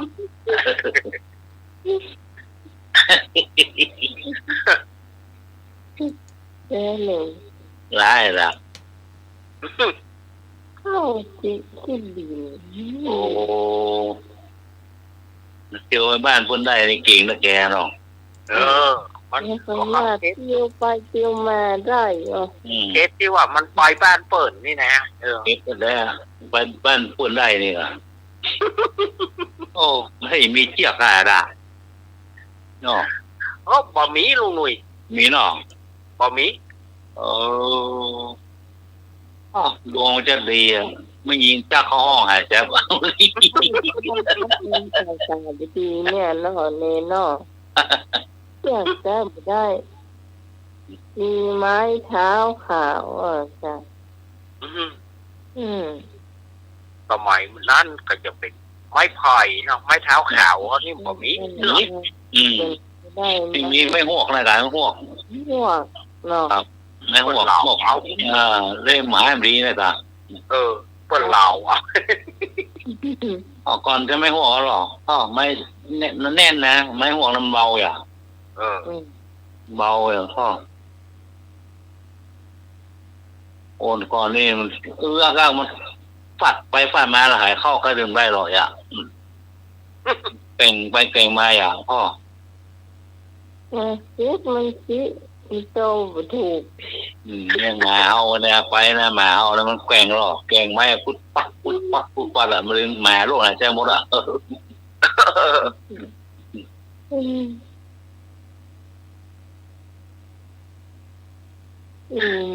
กินหลาบมีพักกับ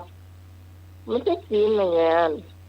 มาได้กินไม่จะถามกูมาผัวเมียมันหันมาผัวเมียมันจับพี่ลูกมันได้เนาะมีอย่างก็กินไปกุ้มไป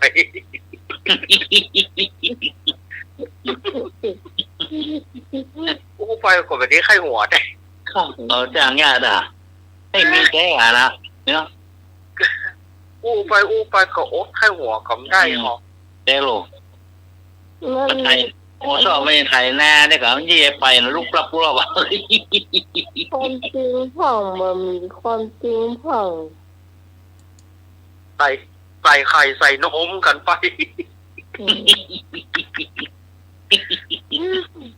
ใส่ไข่ใส่นมกันไปบอก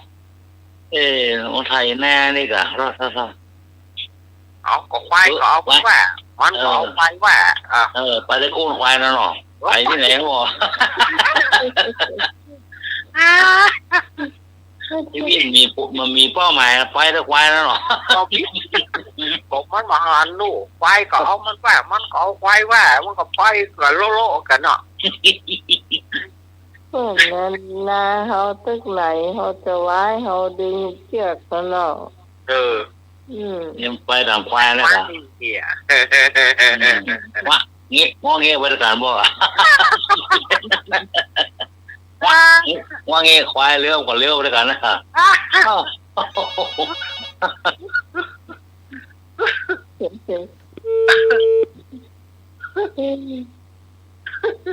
โอ้ใต้หัวเลยไทยนะครับแค่หันด่านี่เลิกตักมาหรอเคยไม่รายการเอาต่อไปดีกว่าเนาะครับครับขอบคุณครับผมอาจารย์ครับครับขอบคุณอาจารย์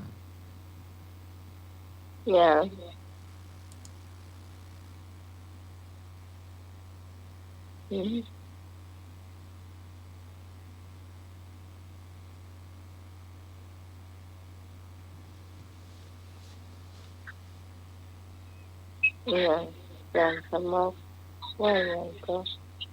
ขอบคุณอาจารย์นะเราในทาน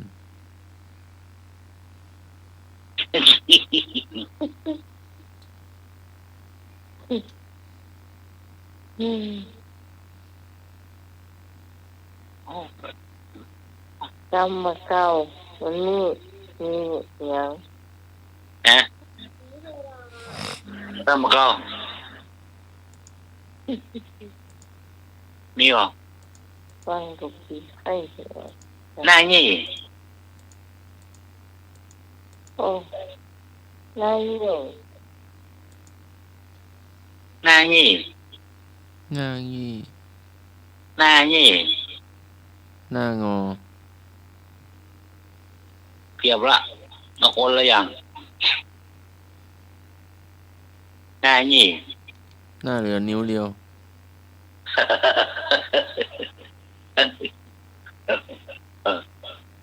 คือ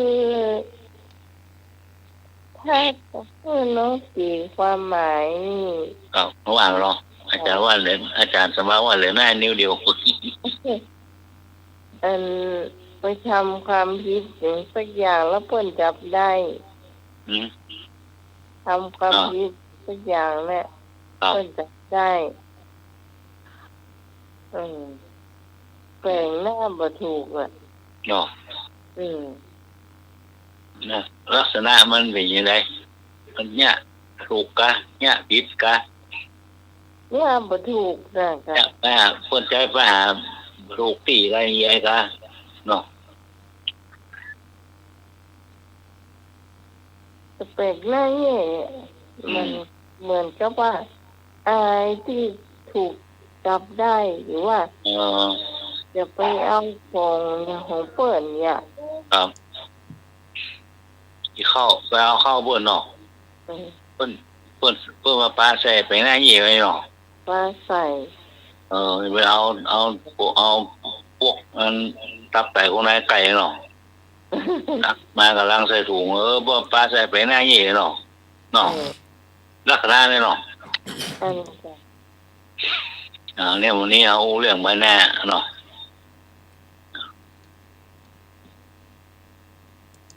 หน้ายี่หน้างอ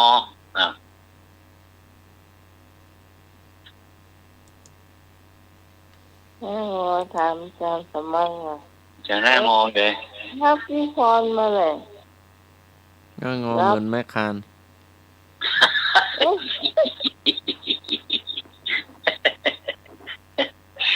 หน้างอ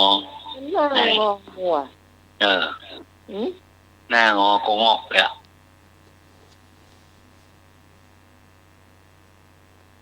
บริการฝากหมายเลขโทรกลับ Welcome to call back service พี่พรนะแม่พรนะหลับแล้วนะปิดไฟอันหน้าหมายลงตามเนาะ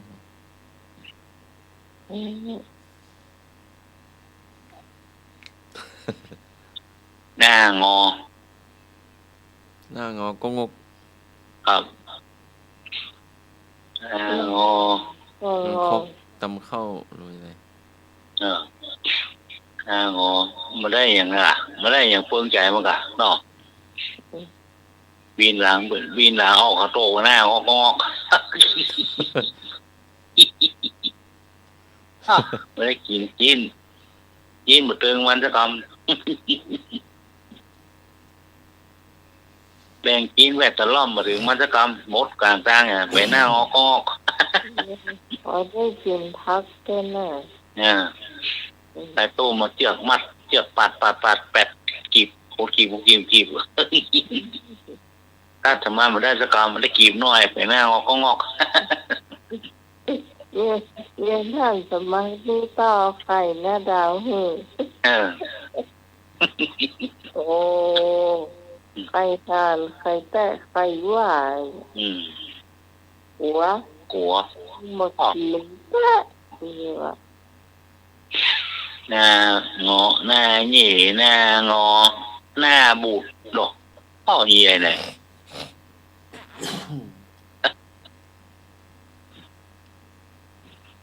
หน้าบูดโม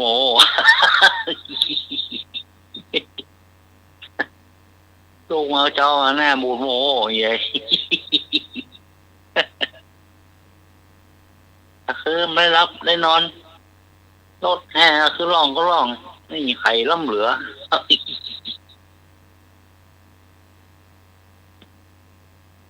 มาเรียกมาใครล่ำเหลือเรียกคืนห้องหน้าบุตร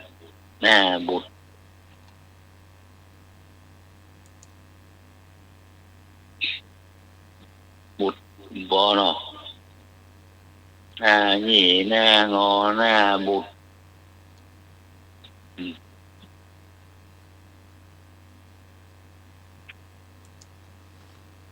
มนคกลกมันใจเป่งนักอ่ะหน้าหมูโคโลกทาเป่งนัก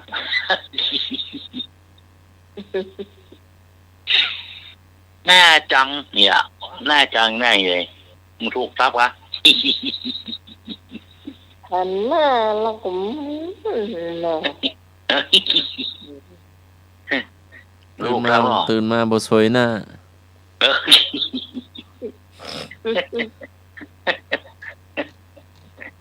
ลูกพงงแล้วโอ้โหเนาะ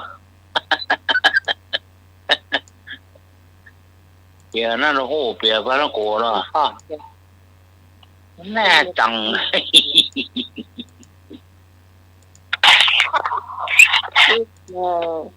กินแล้วก็บาจ้างเงี้ยเนาะกินแล้วก็บาเก็บบาล่างเงี้ยเนาะ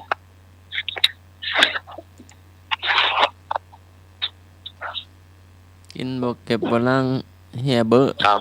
เหี่ยเบ้อแน่จังละเนาะกินบ่เก็บบ่มัดครับกินบ่เก็บบ่ล้างเก็บบ่ล้าง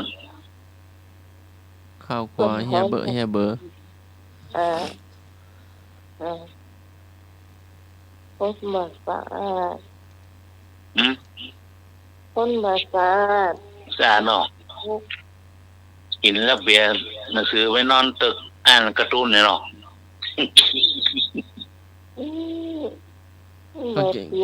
กินแล้วต้องล้างเลยเนาะครับอันนี้มันล้างวางเข้าครัวเดียวนั่นมันจะเปลี่ยวโทรศัพท์อ่ะค่ะมือเจ็ดเสื้อเนาะเอามือเจ็ดเสื้อเจ็ดตีนเสื้อเนาะมันสวยเนาะพอแท้ไปที่เก่า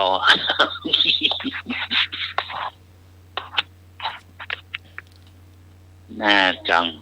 เนาะ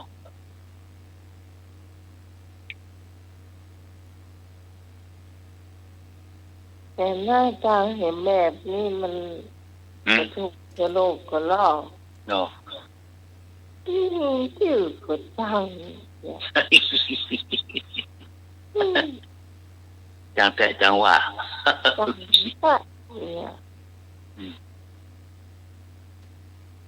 เพื่อนอยู่ไหนเบาเพื่อนไอก็จังว่ะ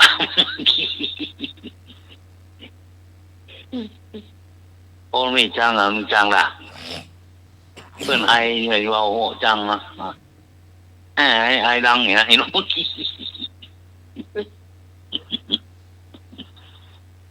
นะ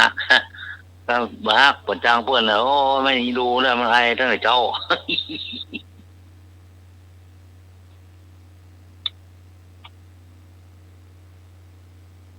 โอ้ปลาเศร้ารับแล้วกัน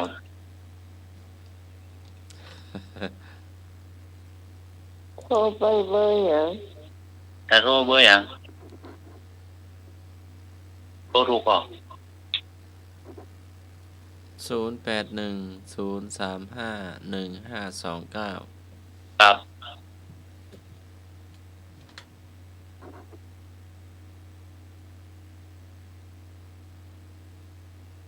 บริการฝากหมายเลขโทรกลับ Welcome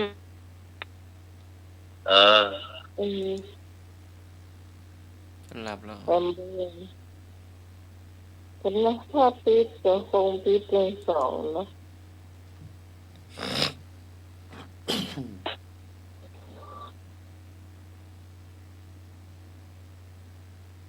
จะมีศูนย์ได้ศูนย์อ่ะ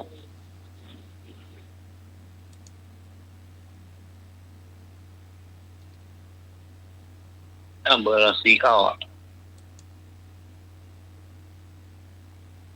อยู่ในเครื่องเดียวอย่างอ๋อ แม่นถ้าปิดจะน่าจะปิดเป็นสอง ครับ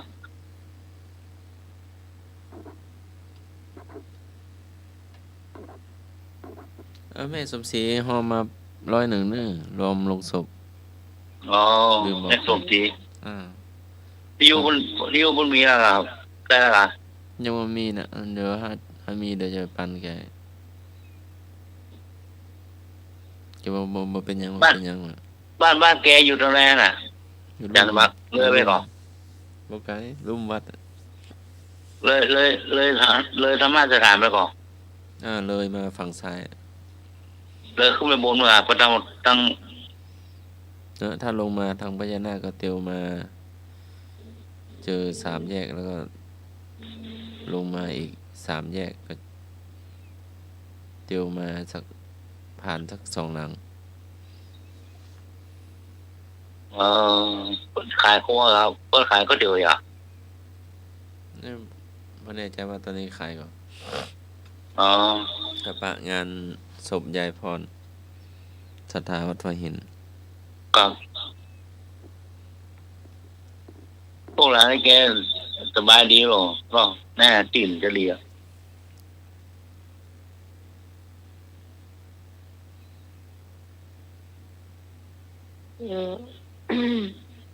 ฝากอาจารย์สมัครมาจ้ะฝากมาฝากลงศพนะครับสีหลุมวัดมันต้องชื่อแต่นามสกุลแต่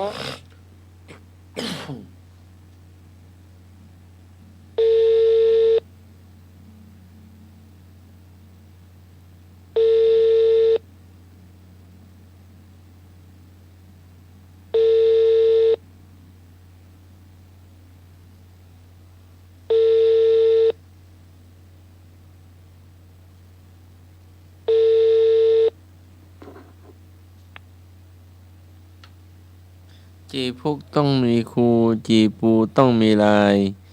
จีพุกจีพิกต้องมีครูจีปูต้องมีลาย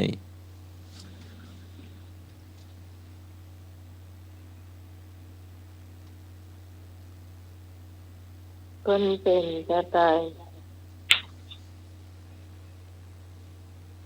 เข้าคำเคลียร์ค่ะเขาไม่ได้เขียนเข้ามาไว้เนาะ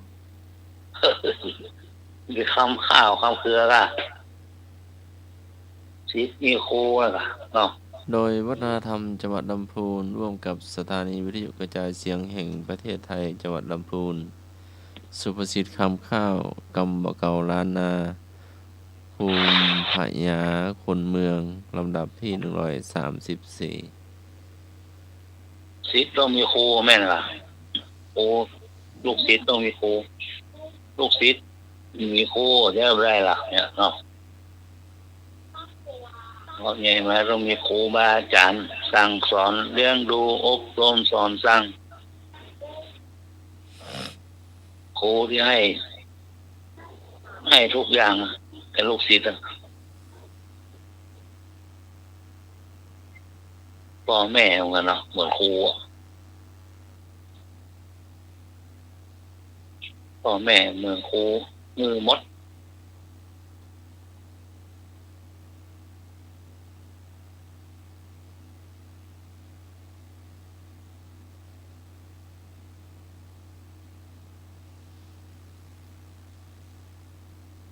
การก็ต้อยอัน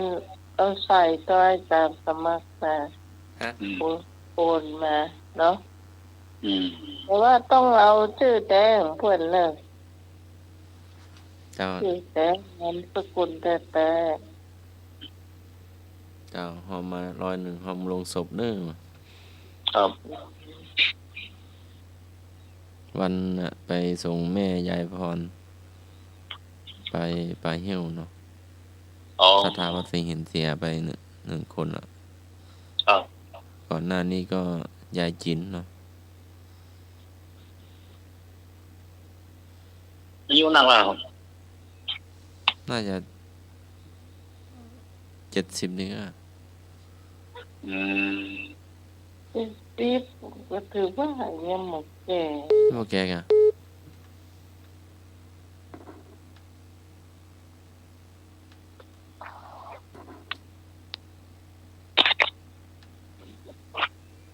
70 แล้วดู 70 ก่อนว่า 60ไปเนาะ ดูก่อนว่ากี่ปีแน่ คน60ไปอืม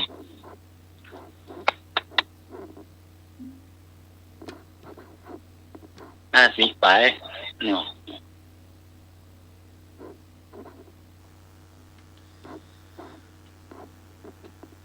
นางอัมพรอุราพรอายุ70 70แล้วเนาะ 70 โอ้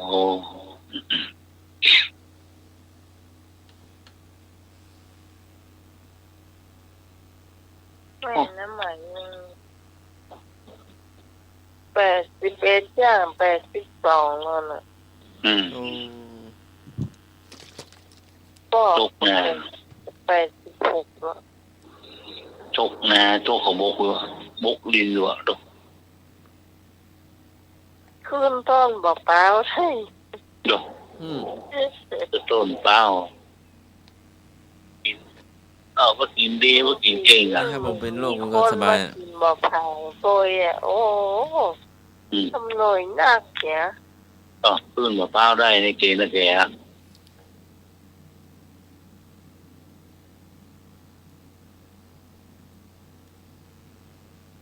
บกดินอยู่ก็สวนนะโอ้แข็งแรงอ่ะอ๋อแข็งแรง พางกระซุกนะ เนาะ พางวานพางกระป๋อมมันซุก อันนี้รุ่นแรกเนาะรุ่นที่2ถ้ามีอยู่ใน3มีอยู่ ครับ รุ่นแรกมันซุกแล้วมันโอ้นกก็ชอบกินเนอะ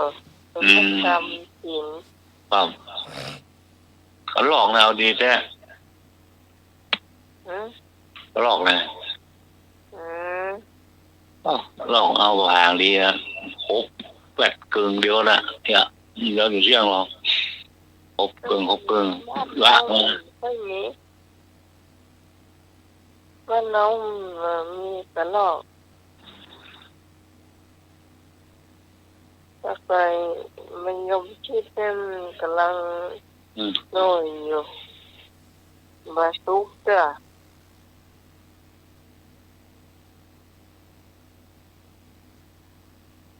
ซุกนี่ก็ตองแจ้นนี่ก็เปลือกเปลือก อืม น้อยใหญ่เนาะ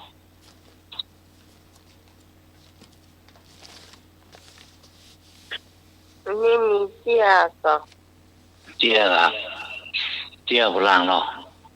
อืม สำล้อร่าง2 คนตาโลตาแปร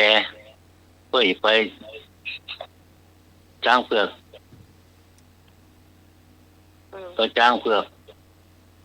รถบัสจ้างเผือกจ้างเผือกสเตชันจ้างเผือกแก๊ส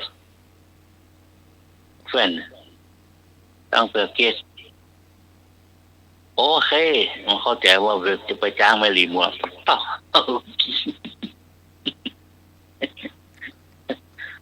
หลังคือรถปิวต้องให้แจ้งเลยฝรั่งไปเอาจ้างนะปึ่งว่าจ้างไม่รีมัว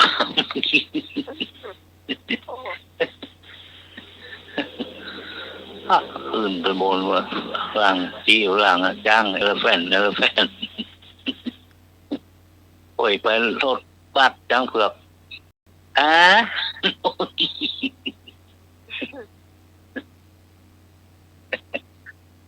จะล้มหมด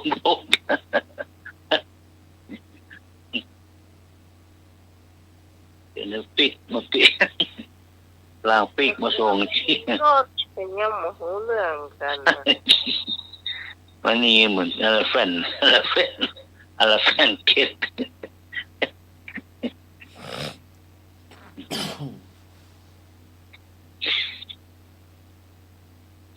ล่างโอมล่างบิ๊ก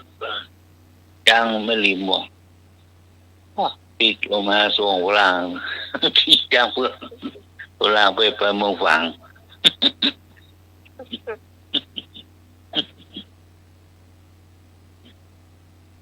คนจุ้ง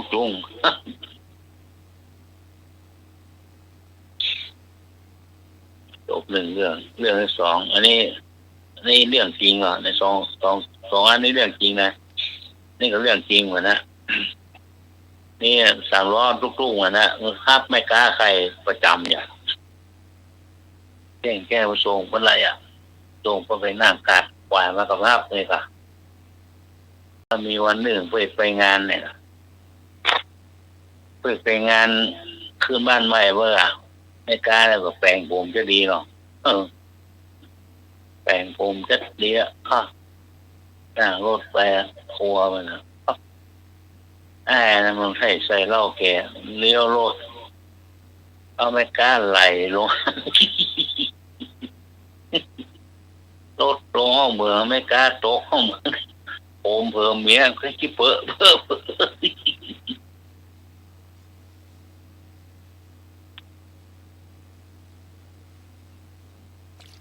รถ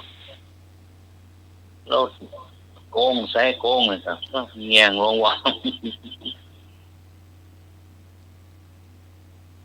หมกโคมนะมันแสบตาเสือไหลลงข้างตาหมดเนี่ยมันกล้าแปลงผมแบบนี้ก็ขี้กันแหน่ก็ง่าเบื่อเ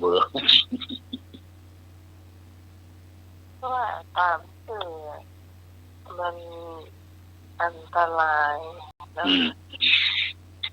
รถ3 ล้อทุกอย่างนั่งอยู่เพื่อเดียวก็ขับวยนะแล้วรถอัพโรยไปน่ะก็ไป51น่ะก็ช่วงนั้นเขาแสดงหรอไปเมื่อวันไปถึงไปจัดรายการเลยดีเจต้อม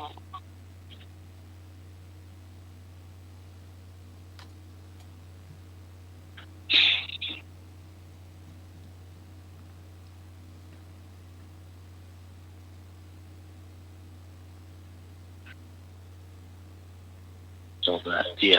2 อย่างการสิบ้างมีครับมี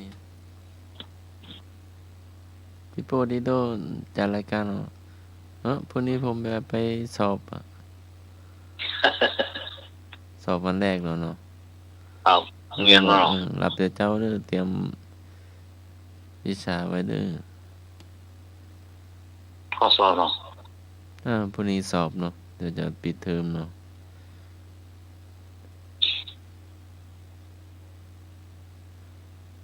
ปิดเทอมเสร็จก็มีบวชวันที่5 เมษาพอคุณครูก็ไปในแนวละอ่อนเนาะ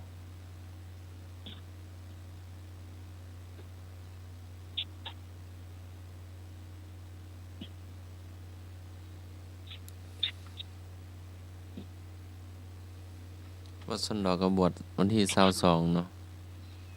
เมษาครับ22 เมษาเดือนนี้ก็หลานผู้หนุ่มก็จะบวชเดือนเมษาพุ่นเนาะ22 มีนานี่ก็ครับเดือนมีนา22 มีนา14 15 16ก็สมโพธิศาลาพระสมณเถระเนาะที่พ่ออาจารย์ไปเป็นอาจารย์วัดวัดสุดาเราหลวงพ่อเจ้าวัดเชิญท่านไปก็เชิญพ่ออาจารย์ไปแต่ละวิหารหลวงนั้นมันอายุเท่าไหร่ล่ะพุ่นล่ะหมื่นน่ะทำไมเนาะบาเจ้าทำไมผมเป็นน้อยทำไมผมเป็นน้อยล่ะวัดวิหารหลวงเนี่ย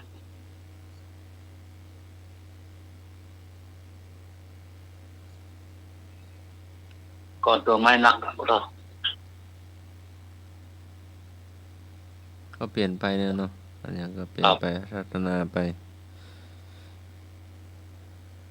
วันนี้ก็ประชุมคณะกรรมการวัดแล้วเนาะ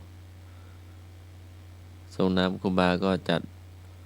ภายในเนาะพระสงฆ์พระเนรในวัดเดี๋ยว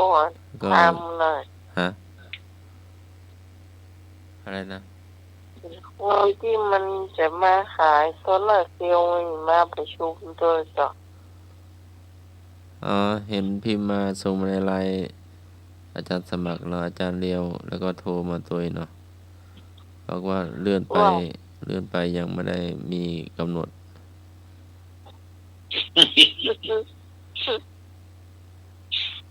ขอสุมาอภัยในการนัดประชุมคณะกรรมการวัด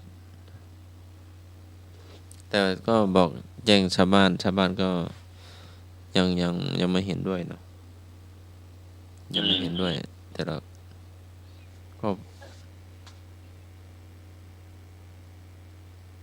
เพราะมันนักไปเนาะครับแล้วก็อันเก่าก็มีก็ใช้ไปเป็นล้านมีอันเก่าเห็นรูปตะวันน่าจะมีเอามาใส่แฮมโซลาร์เซลล์มาเพิ่มแฮมจะได้เบาแล้วก็คนละอย่างกันนะคนละอย่างกับโยมเบียร์นะคนละอันกันนะครับน่าจะเป็นของโยมพ่อนะก็โยมพ่อที่อันเสียไป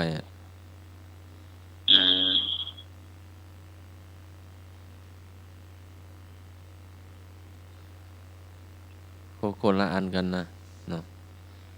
แต่ของโยมเบียร์มันหนักไปก็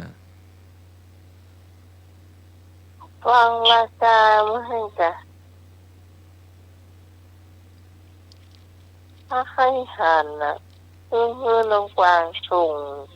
ตรงมาแต่ผมรู้จักคนนักอยู่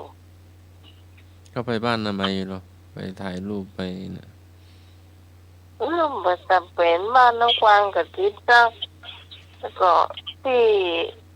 ให้หันน่ะที่จะไปติดวัดที่ไหนเนี่ยไปเสี่ยงปะไดเนี่ย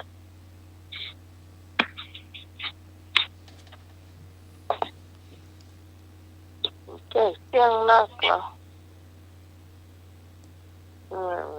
เสี่ยงเป็นล้านแค่ยังแกว่านะโดนจุแน่นอนแจ้งทำกรรมการวัดไปเปิดบัญชีอย่างนี้ก็โดนจุละโยมท่านน่าจะรู้หรือเปล่าโดนอย่างนี้มาง่ายขนาดนี้ หาเงินง่ายขนาดนี้มันจะต้องมีเจ้าภาพก่อน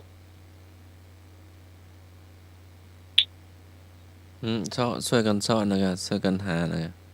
บ่มีก็หาว่ะช่วยกั ไม่ นสร้า เสี ง ยเขาอย่าง ช่วยกันสร้างบารมีตั้งแต่ยังหนุ่มยังน้อย แล้วพี่ป้าคนเดียวกันไม่ใช่มาเสียตัวเจ้าไม่ชอบชื่อเสื่อม เป็นยังไงบารมีล่ะก็เคยเห็น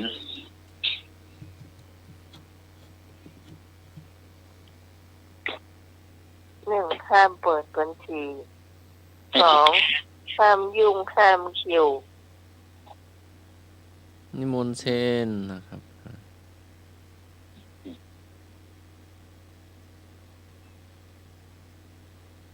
จบ นิ เป็น ม เรื่อง นต์เช ทุก นนิ เจ้าม นต์เปิดบัญชีนิมนต์นัดประชุมนิมนต์ทอดท่าปลา ไอ้ยังไม่ตอดบ่อยๆจำเป็นล้านฮะมชฮะ นิมนต์ระดมทุนนิมนต์เปิดบัญชีนิมนต์ ที่นี่จะมาช่วยใช่ MOU กันเนอะ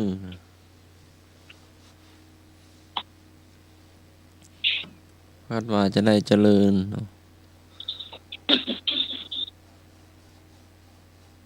คุณมาจากไหนนะคุณมาจากไหน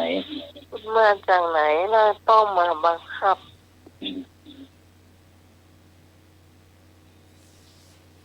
ก็ประชุมกันก็ดีเนาะก็จะได้แจ้งกันจะได้รู้กันจะได้ นี่หูหรอก อันอย่าง คือ ค้าง ได้ คา หูกันหลายคนกัน อันไหน นี่นะ เก็บไว้เมินอันไหนอยู่ในใจเมินอันอย่างนอนบ่หลับอันอย่าง แน่น มันหนักไปอันอ เดี๋ ย่าง ยวหลายคนหรอก บ่ได้แจ้งก็จะได้แจ้งเนาะ ครับบนนั้นนี่แน่นอนหรอก ก็จะได้หลับสบายมันจะได้ โอ้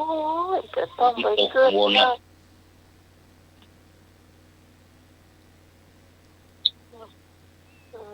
ก็เตรียมงานส่งน้ำครูบาเนาะเตรียมส่งน้ำครูบาเตรียม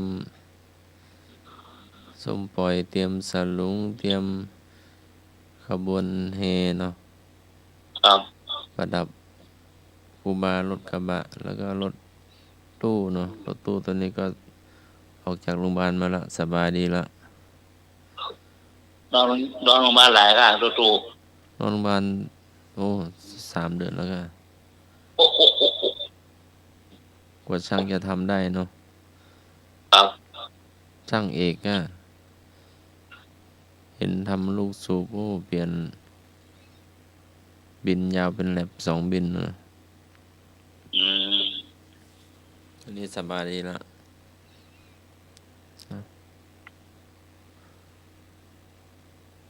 นี่ยกเครื่องใหม่มาจากเนาะ ดูแลรถ ก็ต้องรักรถอ่ะเนาะ มัน พอจะได้อยู่กับเราเมิน ดูแล นี่บอกตามชื่อนะเหมือนกับว่าอันนี้รถเรามันได้ซื้อใช้หมดให้ง่ายได้ตัวเนี้ย ๆค่อยไปเนาะ ถ้า ค่ เป็ อน ยไป ถ้าเป็นปีเลย ไม่ต้องฟัง ไปเถอะไปเลย ต้นมันโดนน้ำมันเครื่องมันเบรก ต้องดูแลกับคนขับรถต้องดู หมด แล น้ำดูเบรก ดูจากลุงเลิศลุงเลิศเป็นตัวอย่าง อันนี้ดีมากหัวรถปิกอัพฮะสมัยนั้นใหม่ไปแข่งขันที่ฮันที่นี่รถปิกอัพกันนะได้ไม่วัดกันเดียวนะวัดสายหิน อีสันดูนี่อดได้ ยึดสัน ครับอีสันรุ่นนี้อด สบายเนาะ รุ่นดีเซนเนี่ย แล้วเพิ่นหักรถให้รถน่ะ แข็งเล็กหมดหรอก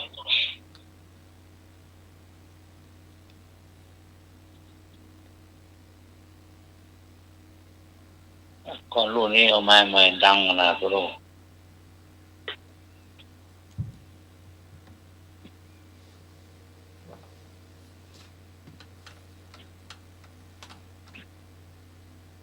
มันมาหักรถเฮาใกล้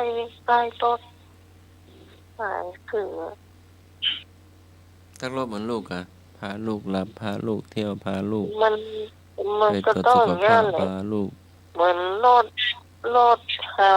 ตายทุกวัน ถ้ามันเสียเนี่ยอย่างไม่ใช้อ่ะเอาเงินไหนมาซ่อมอ่ะ ต้องดูแลเขาเหมือนลูกเนาะไม่อยากจะเป็นไม่ตากแดดตากฝนเนาะ ครับ บางคนเห็นทำบ้านให้ลูกนะ เป็นราคาก็เป็นราคาบางโมโด บางทีมันที่จอดบ่มีเนาะโอ้รถ ตัก ดูรถ ตากฝนนะครับ ตากแดดตากฝนจอด ซื้อมาเอาจอดข้างกลางอ่ะได้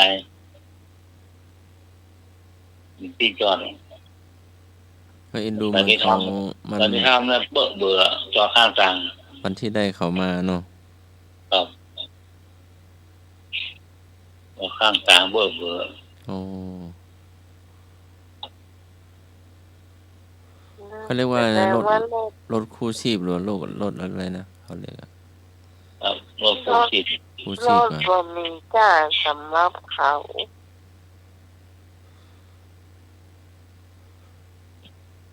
จอดข้างบ้านด้วยกันยางแบนหมดอ่ะ4 เส้น แต่เห็นเขาทำ AI ก็เห็นยางก็พูดได้ว่ะพวงมาลัยก็อู้ได้ว่ะเบรกก็อู้ได้ว่ะ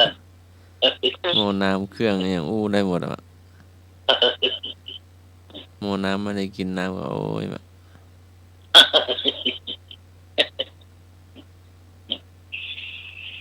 จอดข้างหัว4 เส้นยางแบนหมด ยางก็อู้ได้ว่ะโอ้ยางจะระเบิดแล้วอะ อู้ได้นะเขาทำ AI ก็แสดงพวก เดือดร้อน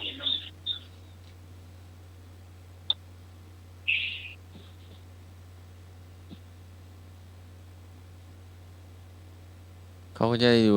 เรามันเมินไปเนาะดูแล ดีมันก็อยู่ถ้าเขาเหมือนจะเสียตัว จะไปไหนก็ได้ไปเนาะ ครับ ตอนนี้น้ำมันเห็นเขาว่าเงียบไปแล้วเนาะก่อนหน้านั้นเห็นไปเติมกันเต็มแล้วนะครับ เดี๋ยวอะไรเติมแล้วหรอกมันไม่มีเลยรถน้ำมันดีเซลไม่ค่อยมีละดีเซลไม่มีหรอก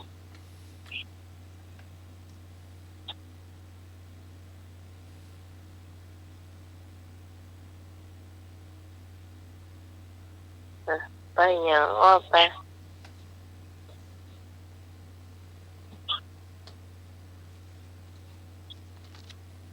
กูหนึ่งรถก็เครียดนี่เนาะเดี๋ยวก็ลุกเดี๋ยวก็เสียก็เดี๋ยวก็ลุกเดี๋ยวก็เสีย วัฏจักรหรอกเดี๋ยวนั้นรู้นี่รู้แปลงไปล่ะ ชอบไปขี่ไปนะเนาะ ครับ เขาบอกมีเขาก็เตียวเนาะ ก็มีหอหน้าแกเลยก็ โอ้ยไม่ได้จะถึงเนาะ ครับ กว่าจะบ้านหน้าใหม่นี่ ก็เดี๋ยวลูกนี่มันไม่ริมนี่ออกเป็นวันข้ามมาเนาะ เห็นคนโบราณว่า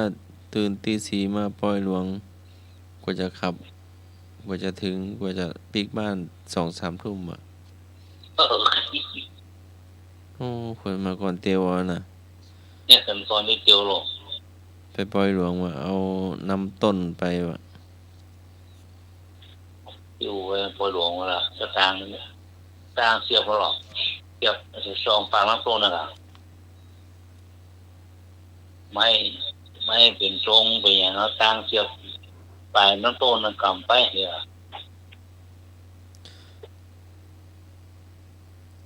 อันอย่างอ้อเนาะ ครับบางคนละค่าราคา หัวทั้งดิน หัวตั้งดินอันอย่างอ้อหัวตั้งดิน ตีนนั่นจี้ขึ้นฟ้า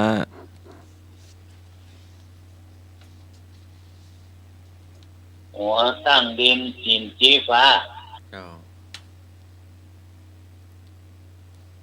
เป็ดก็เป็ด ย่าง นกกินน้ ย่าง เอาขาว ย่างถูกต้องค้างคาว ำเจ๋งเว้ย อันอย่างอ้อเกาเท่าแขนปลาย450,000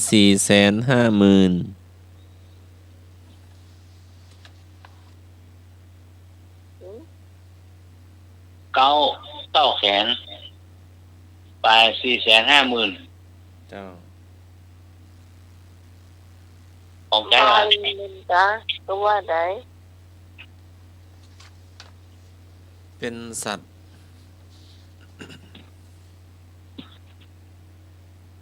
เก้าแขนปลาย450,000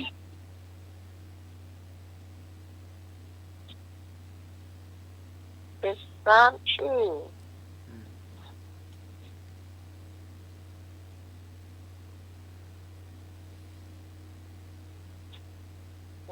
สัตว์ อืม เป็นสัตว์จ้ะ เจ้า สัตว์อ่ะ วัวควายย่าง ลิง ย่าง ลิง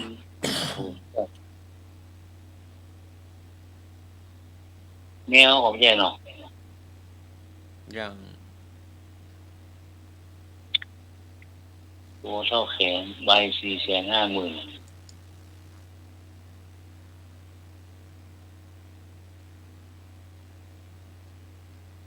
ตัวมันใหญ่ก็ ตัวใหญ่ จ้าง งาจาง งาเนาะ เจ้างามัน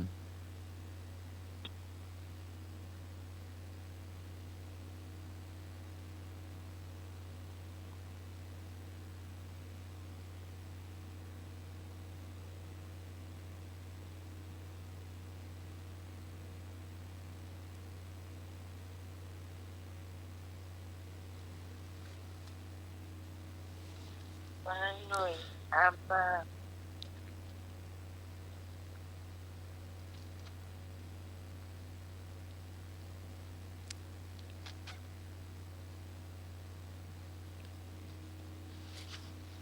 ใครอันอย่างอ้อบอกออกที่แม่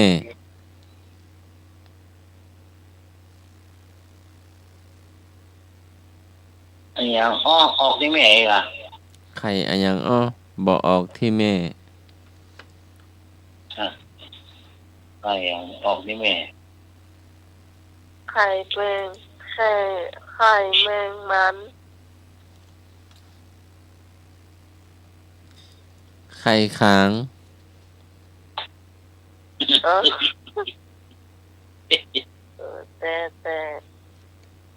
ไอ้ตา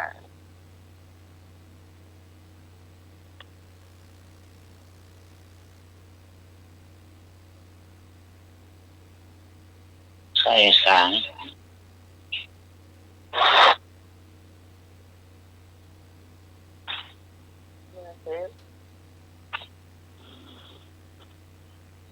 ปากนึ่งกำหางอู้ล่ำไป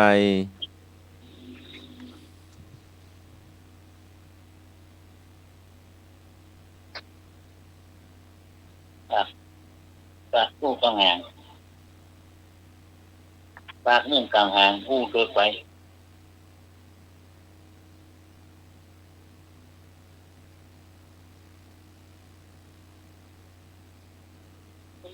เป็นยัง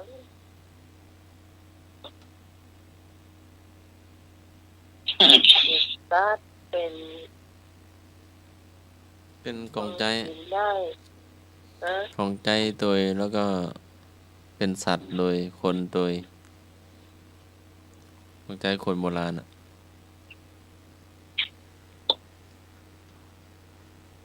โคนหามน้ำโคนหามน้ำอย่าง รู้ว่าใหม่เนาะ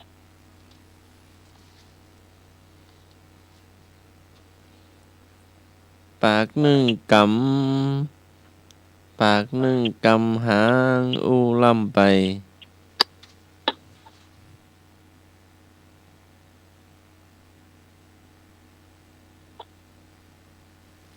คนใส่จงกระเบน ฮะ คนลงจงกระเบน อย่าง คนตาสาวน้ำพุ่ง อย่าง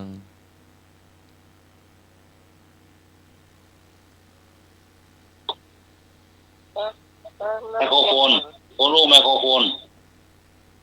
อย่าง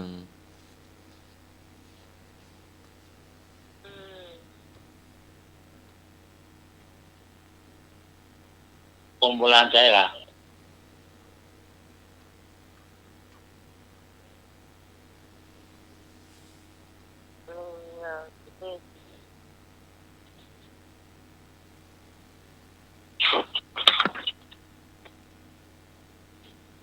หนาวล่าง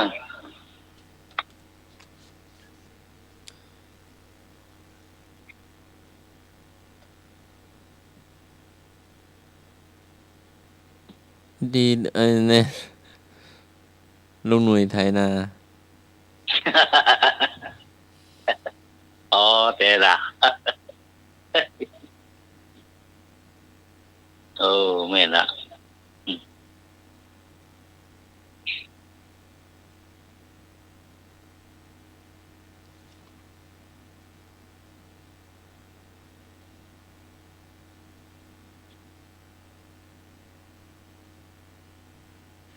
กิน สมอง ฮะ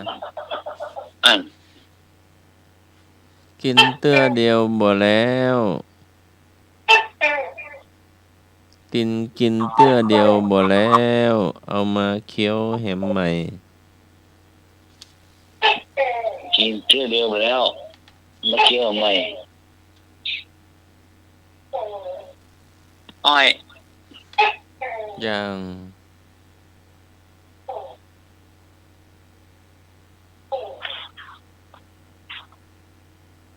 หมากเมี่ยง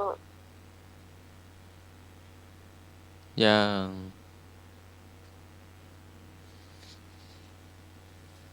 ผีเข้า อย่าง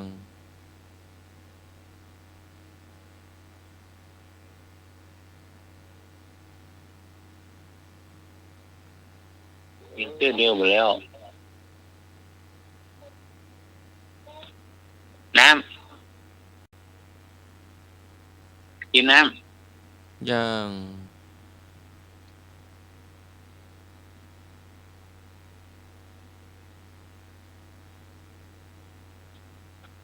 ำอะไรเอ่ย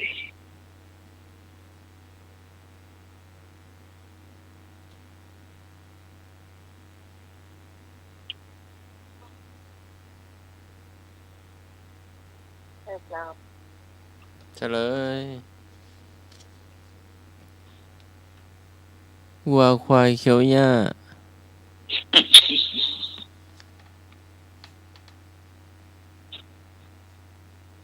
เกี่ยวยังเนาะยกไปยกแม่เนาะฝ่ายหางมันด้วย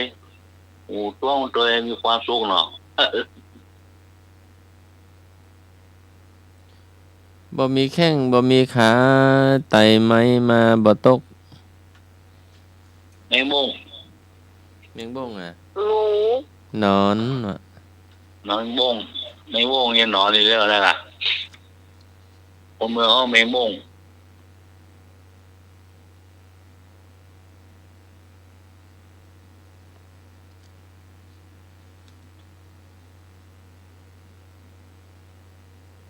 ถามเรื่องมันเป็นยัง ไอ้ เอาพอแล้วอ่ะ แก้ปออ่ะทิ้งมาแล้วปะหนา เอา ว สม ละ ควรแล้วก็ ครับ ตามือมือขึ้นแล้วก็ ขนาด นั่น สมองมันแล่นนั่นน่ะ ไปเดิน ทำไมอำลาก่อนเนาะ ลาเลย เย็นหลับก็หลับ ขอบคุณคุณผู้ฟัง แต่มาแท้กับเราล่าง ที่ฟังรายการจนจบรายการนะเจ้าขอบคุณท่านอาจารย์พระครูสมุนวัดปริจิตโตที่ในวยการสถานีที่มีตามเวลาให้กับรายการธรรมะไสเทียพระเจ้าขอบคุณท่านอาจารย์สมัครเนอะขอบคุณด้วยหน่วยเจ้า ครับผม ขอบคุณที่นามเจสีตัวเลยครับ 74ด้วยนะครับ วันนี้พระเจ้าพิสมัยจะนิยเราเจ้าเราจะมาพบปะกันใหม่3 ทุ่มถึงเที่ยงคืนสาธิตหน้านะเจ้าคุณให้สาวเทวดาคุ้มครองปรัตตาไตรัยปกป้องทุกคุณผู้ฟังมีแต่ความสุขสำหรับวันนี้ข้าพเจ้าลาคุณผู้ฟังไปก่อนสวัสดีเจ้า ครับดีครับผมรับดีฝันดีครับทุกท่านนะครับผม